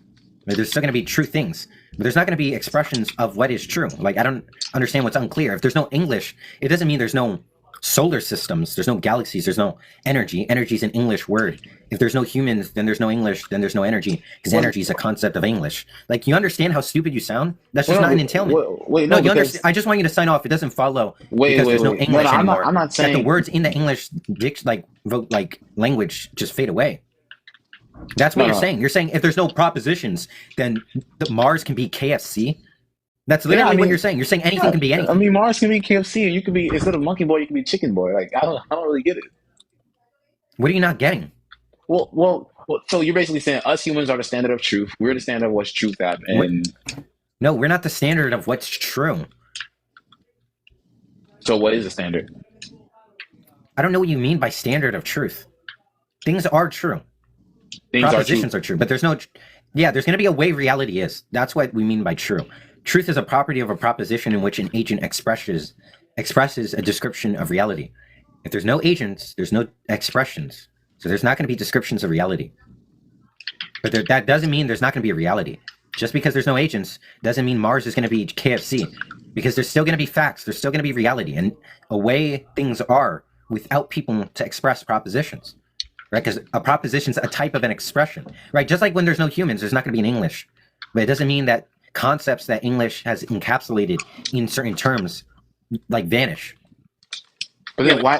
But why do I have to hold? Like, why do I have to hold to any type? Why do I have to hold to the term that you're using to mean what they mean? Why can't I just say, okay, in my mind, what you're saying, this actually means this, right?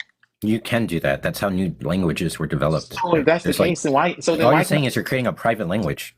Like, I don't care if you go ahead, make a private language. How does that engage with anything? My point is, you keep saying if there's no propositions that exist, and then there's just like anything can be anything. That doesn't follow. No. That's exactly what that means. Because if you're saying no propositions, no true propositions. No propositions doesn't mean there's no reality. You understand that? So there's still going to be a way in which things are. Propositions is how we conceptualize the reality. No, a proposition is a description of the way things are. If there's no people to describe things, there's no agents. There's not going to be things describing the way things are. There's just going to be things the way. Yeah, there's just going to be a way things are, just no description. You understand that? Begs the question. But that begs the question. Wait, because if you're saying no. If you're saying propositions, what are you talking about? Begging the question? Yeah. If you're saying that, okay, basically, what did I say? Okay, what did I say is begging the question? Yeah, I'm trying to explain. I didn't even give an argument. Begging the question is a type. No. Might mean begs the question, and not in the different sense. Maybe he just means that raises a question. Maybe he means in that sense. No. I'm saying no. Because you made it's question. No. You made a couple of premises and you just made a conclusion, right? I didn't make any premises. Yes, you did. You made. No, I didn't give an argument. No. This is not. That's sophistry. I was explaining to your. What sophistry? What fallacies did I do? What the fuck are you? No. That sophistry is not making just fallacies. Lying. I mean, sophistry is errors in reasoning. That's fallacies. Yeah, but you made a couple of premises. And what fallacies have I done? I didn't make premises. I didn't give an argument. I was explaining to your confusion. I gave you analogies. I gave you an analogy of how just because there's no English, right? If there's no humans, there's no English. Just because there's no English doesn't mean planets no longer exist because planet is an English word, right? Those are concepts that are encapsulated in phonological expressions that we use symbols to write out, right? So when we write out words and we express words like the, right? That's a mouth sound, a phonology. It doesn't mean because there's no mouth sounds, there's no symbols, that the concepts that the sounds and the symbols refer to no longer exist. A proposition is a type of expression. There's no agents, there's no expressions. Doesn't mean that there's not going to be a reality because there's no propositions. Doesn't follow. There's still going to be a way in which things are independent of whether there's people to make propositions. But you earlier you said, well, these propositions are descriptions of basically reality, how it is.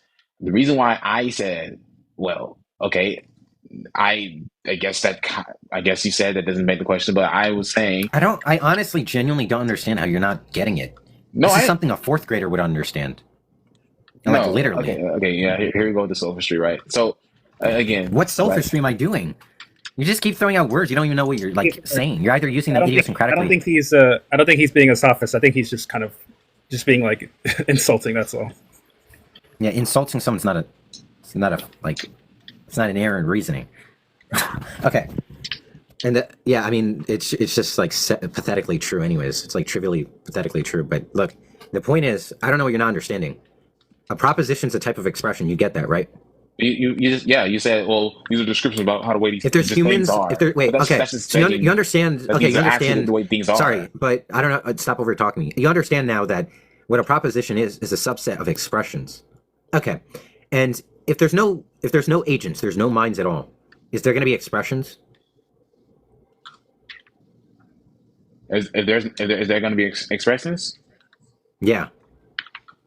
Well, of course, it's not going to be an expression. So then, okay, great. If there's not going to be expressions, we got it. Chicken can be rice, and rice can be like golden, and you can actually be an alien right now. I mean, if what are you saying? Yeah, I mean, what are you talking about? Because if like I said, I thought you get it. I gave you a gold star, but really you went 3 stars negative. You followed up the 1 star with 1 star taken away, and then now you just are in debt with amount of gold stars. I don't get it. Oh my god. Look, a proposition is a type of expression. If there's no humans, there's no expressions. It doesn't mean there's not going to be ways reality are or is. Right? That doesn't follow. There's still going to be a way reality is. There's just not going to be anything to communicate. Okay. Well, I think we're going to go in circles. I have to go anyway. Wait, but before you go, did you understand what he said just then? No, he didn't. He just ended. Wait, hold on. No, I understand what he's saying, and I'm saying, and I don't understand why he wouldn't agree to this, but it's pretty much incoherent. I mean, anything can be incoherent, and it's fine because logic doesn't even exist anyway. The fact that you're saying that. So let me ask you this: can you repeat back what he told you about propositions? Can Can you Yeah, try he to bas- explain that so we know you're on the same page? yeah, he basically said that propositions are just it's just a result of agents, and I mean I actually do agree with that. That's the reason why I do believe God exists. But never mind that. He said that propositions are just an expressions of agents, and pretty much, yeah. I mean, without these agents, right? I mean these things don't necessarily exist, right? But yeah, these are just expressions of how things are, right? Yeah, like they refer to something, right, in the propositions, right? Yeah. But the very expression themselves, like if there weren't agents, there wouldn't be these expressions because expressions require there to be like an agent to utter them, right, or to think of them or whatever, right? Yeah, like if yeah, I mean, and Cool. that's yeah, I mean, Well, then, yeah, I mean, if that's what you agree with, then like what doesn't follow from that is like anything could like be anything. That doesn't follow. All he's just saying is that like there are these expressions that agents they utter or they think or whatever or write down or whatever. These I don't see how that doesn't expressions follow. these expressions are dependent upon like agents. So without agents, these expressions wouldn't exist. However, what the expressions refer to, it doesn't mean that those things don't exist, right? It doesn't mean that reality therefore could be any kind of way it could be. So, I think you're making like a leap a little bit there when you say. I need to try and explain it to him like a different way. I mean, I'm gonna kind of try and use this same example-ish. Look, so when there's no English, right? Let's say right now the English vocabulary was eliminated, right? No one has any cognizance of the English vocabulary. Okay. Yeah. Okay. Would cars still exist if there was no English? Would cars still exist if there was no English? Of Yeah, course. they would. They're objects. Yeah, but okay. they can be And you understand, block. but you understand there's no word car, right? Wait, if there's no English. Well, cars can be. I mean, it can literally be. No, you're not understanding. You're not understanding. The word car is just a sound that refers to an object. The objects still exist. The what we define the objects as, those definitions don't exist. Like the names for the objects don't exist. The objects are still the way they are. You understand that? So when there's no logic, if logic doesn't exist, reality's staying exactly the way it is. It's just we're not going to have things like, we're not going to have names for expressions like propositions. Like, I don't understand how you don't get it. You understand the example that there's still going to be cars if there's no word car? The concept of the word, the concept associated with the word, even if the word didn't exist, you still have a concept of the word car. You understand that? So if we eliminated English vocabulary, cars don't disappear from existence. The word does. The concept, the objects that the words refer to still exist. You understand that? So before there were agents, Mars is not these becoming things- a KFC, saying exactly what it is. We're just not going to have like the words. But so then with that idea, you just I mean, with that idea, everything I guess metaphysically would be, I guess without any agents, I mean. Everything is pretty much the same. Everything is the same, or everything is really. I mean, anything could be anything. I mean, when you say anything could be anything, what do you mean when you say that? Well, what does that mean? Like, when I say that, right, I am saying that obviously, if there's no agents, there could be no propositions. If there's no propositions, there could be really no truth. Would you agree with that? I take truth to be a convention, so yes. Yeah, so then... Yeah, it's a property of propositions. If there's no propositions, there's no truth. Yeah, so, like, my car could be a chicken sandwich, banana, and a car, and it could be not a car at the same time, right? That doesn't follow, though. Like, you understand, yeah. There's still going to be a way reality is. Truth is a concept, right? If there's no minds to think of the concept, it doesn't mean reality stops being the way it is. I don't know how many times I have to say it. If there's no word car, cars don't disappear. Right? I'm not saying that's not what I'm saying at all. Well, but we could actually. That is what you're saying. You're saying if there's no, it could be anything. You're literally saying it could be anything. But we could actually say that though. We could say that cars is. Okay, Ruxter, do you want to continue to talk with this like 30 IQ like thing, or should I just like kick him off? Chicken boy, right? You can and continue to enjoy your incoherence, right? I mean, this is ridiculous. Well, I guess the confusion I have is that like for some reason you think that like if this sort of formal system doesn't exist, like there's no one to sort of like utilize like a formal system, that somehow has like effect on like metaphysics. that somehow is able to affect like reality, and that's like really really crazy. Like, Well, let's say there's someone who didn't like believe in math or something like that. They just like they didn't know about math or something like that. Um, does that somehow mean that like their non-belief in math somehow like affects like how the world works? Like that would be kind of weird. The same thing with logic, right? So I don't think just because there aren't propositions that exist, and what we mean by propositions isn't what the statements are referring to. We're just talking about the linguistic expression. You know, when we say there's a tree over there, right? That proposition is like a linguistic expression, right? That linguistic expression, it won't exist absent agents. However, what that linguistic expression is referring to, it would still exist despite the fact that I existed or not. well, I think. Well, yeah, I'm gonna go. Does that make sense though? Before you go, that like, does that make sense? I mean, I understand what you guys. I understand what you guys are saying, but I just disagree, or at least that Well, would be the reason, or well, at least yeah. like if there's no God or if there's no mind, kind of conceptual, like This like doesn't I even said, have to do with God. It's just like realism about logic doesn't make sense. And you have no reason to believe in realism about logic. And you said well, because because logic's a concept, and we're explaining how like logic, just in being a realist about logic has no benefit, right? It just entails inflation. And how we're explaining how you understand anti-realism about logic, because literally anti-realism about logic is actually the virtuous view. In fact, logicians who are theists, right? Because almost all logicians in, you know, contemporary philosophy are fictionalists or conventionalists. The people who believe in God also don't think logic exists. well, can you? Well, okay, Yeah, for sure. because logic existing doesn't make any sense. They're linguistic expressions. The language without agents don't exist, right? God didn't make the languages. Humans developed English. Doesn't make any sense. For sure. Well, I'm gonna go. I appreciate you for at least bringing me up. Yeah. Yeah, no worries, man. All right. You know, I think some theists are just incapable of changing because they're so low IQ. It's just like innate that they believe in false propositions or incoherent propositions. Then you explain something to them like a kindergartner, and they say the antithesis is incoherent, and then they don't even have an account for what they mean by incoherent. So yeah, I'm gonna end the live with subscribe to my YouTube and avoid sub like half-brained twits like that. But yeah, have a nice one, Ruxter. Avoid the shots. Oh, I finally killed the fly. I went Super Saiyan on him. But yeah, let's peace, y'all. Subscribe to my YouTube. Take it easy, bud. Yeah, dude, I was you saw me fighting? Did you see me like throwing down? That was Yeah, crazy. bro, you were throwing mad hands, bro. WWE.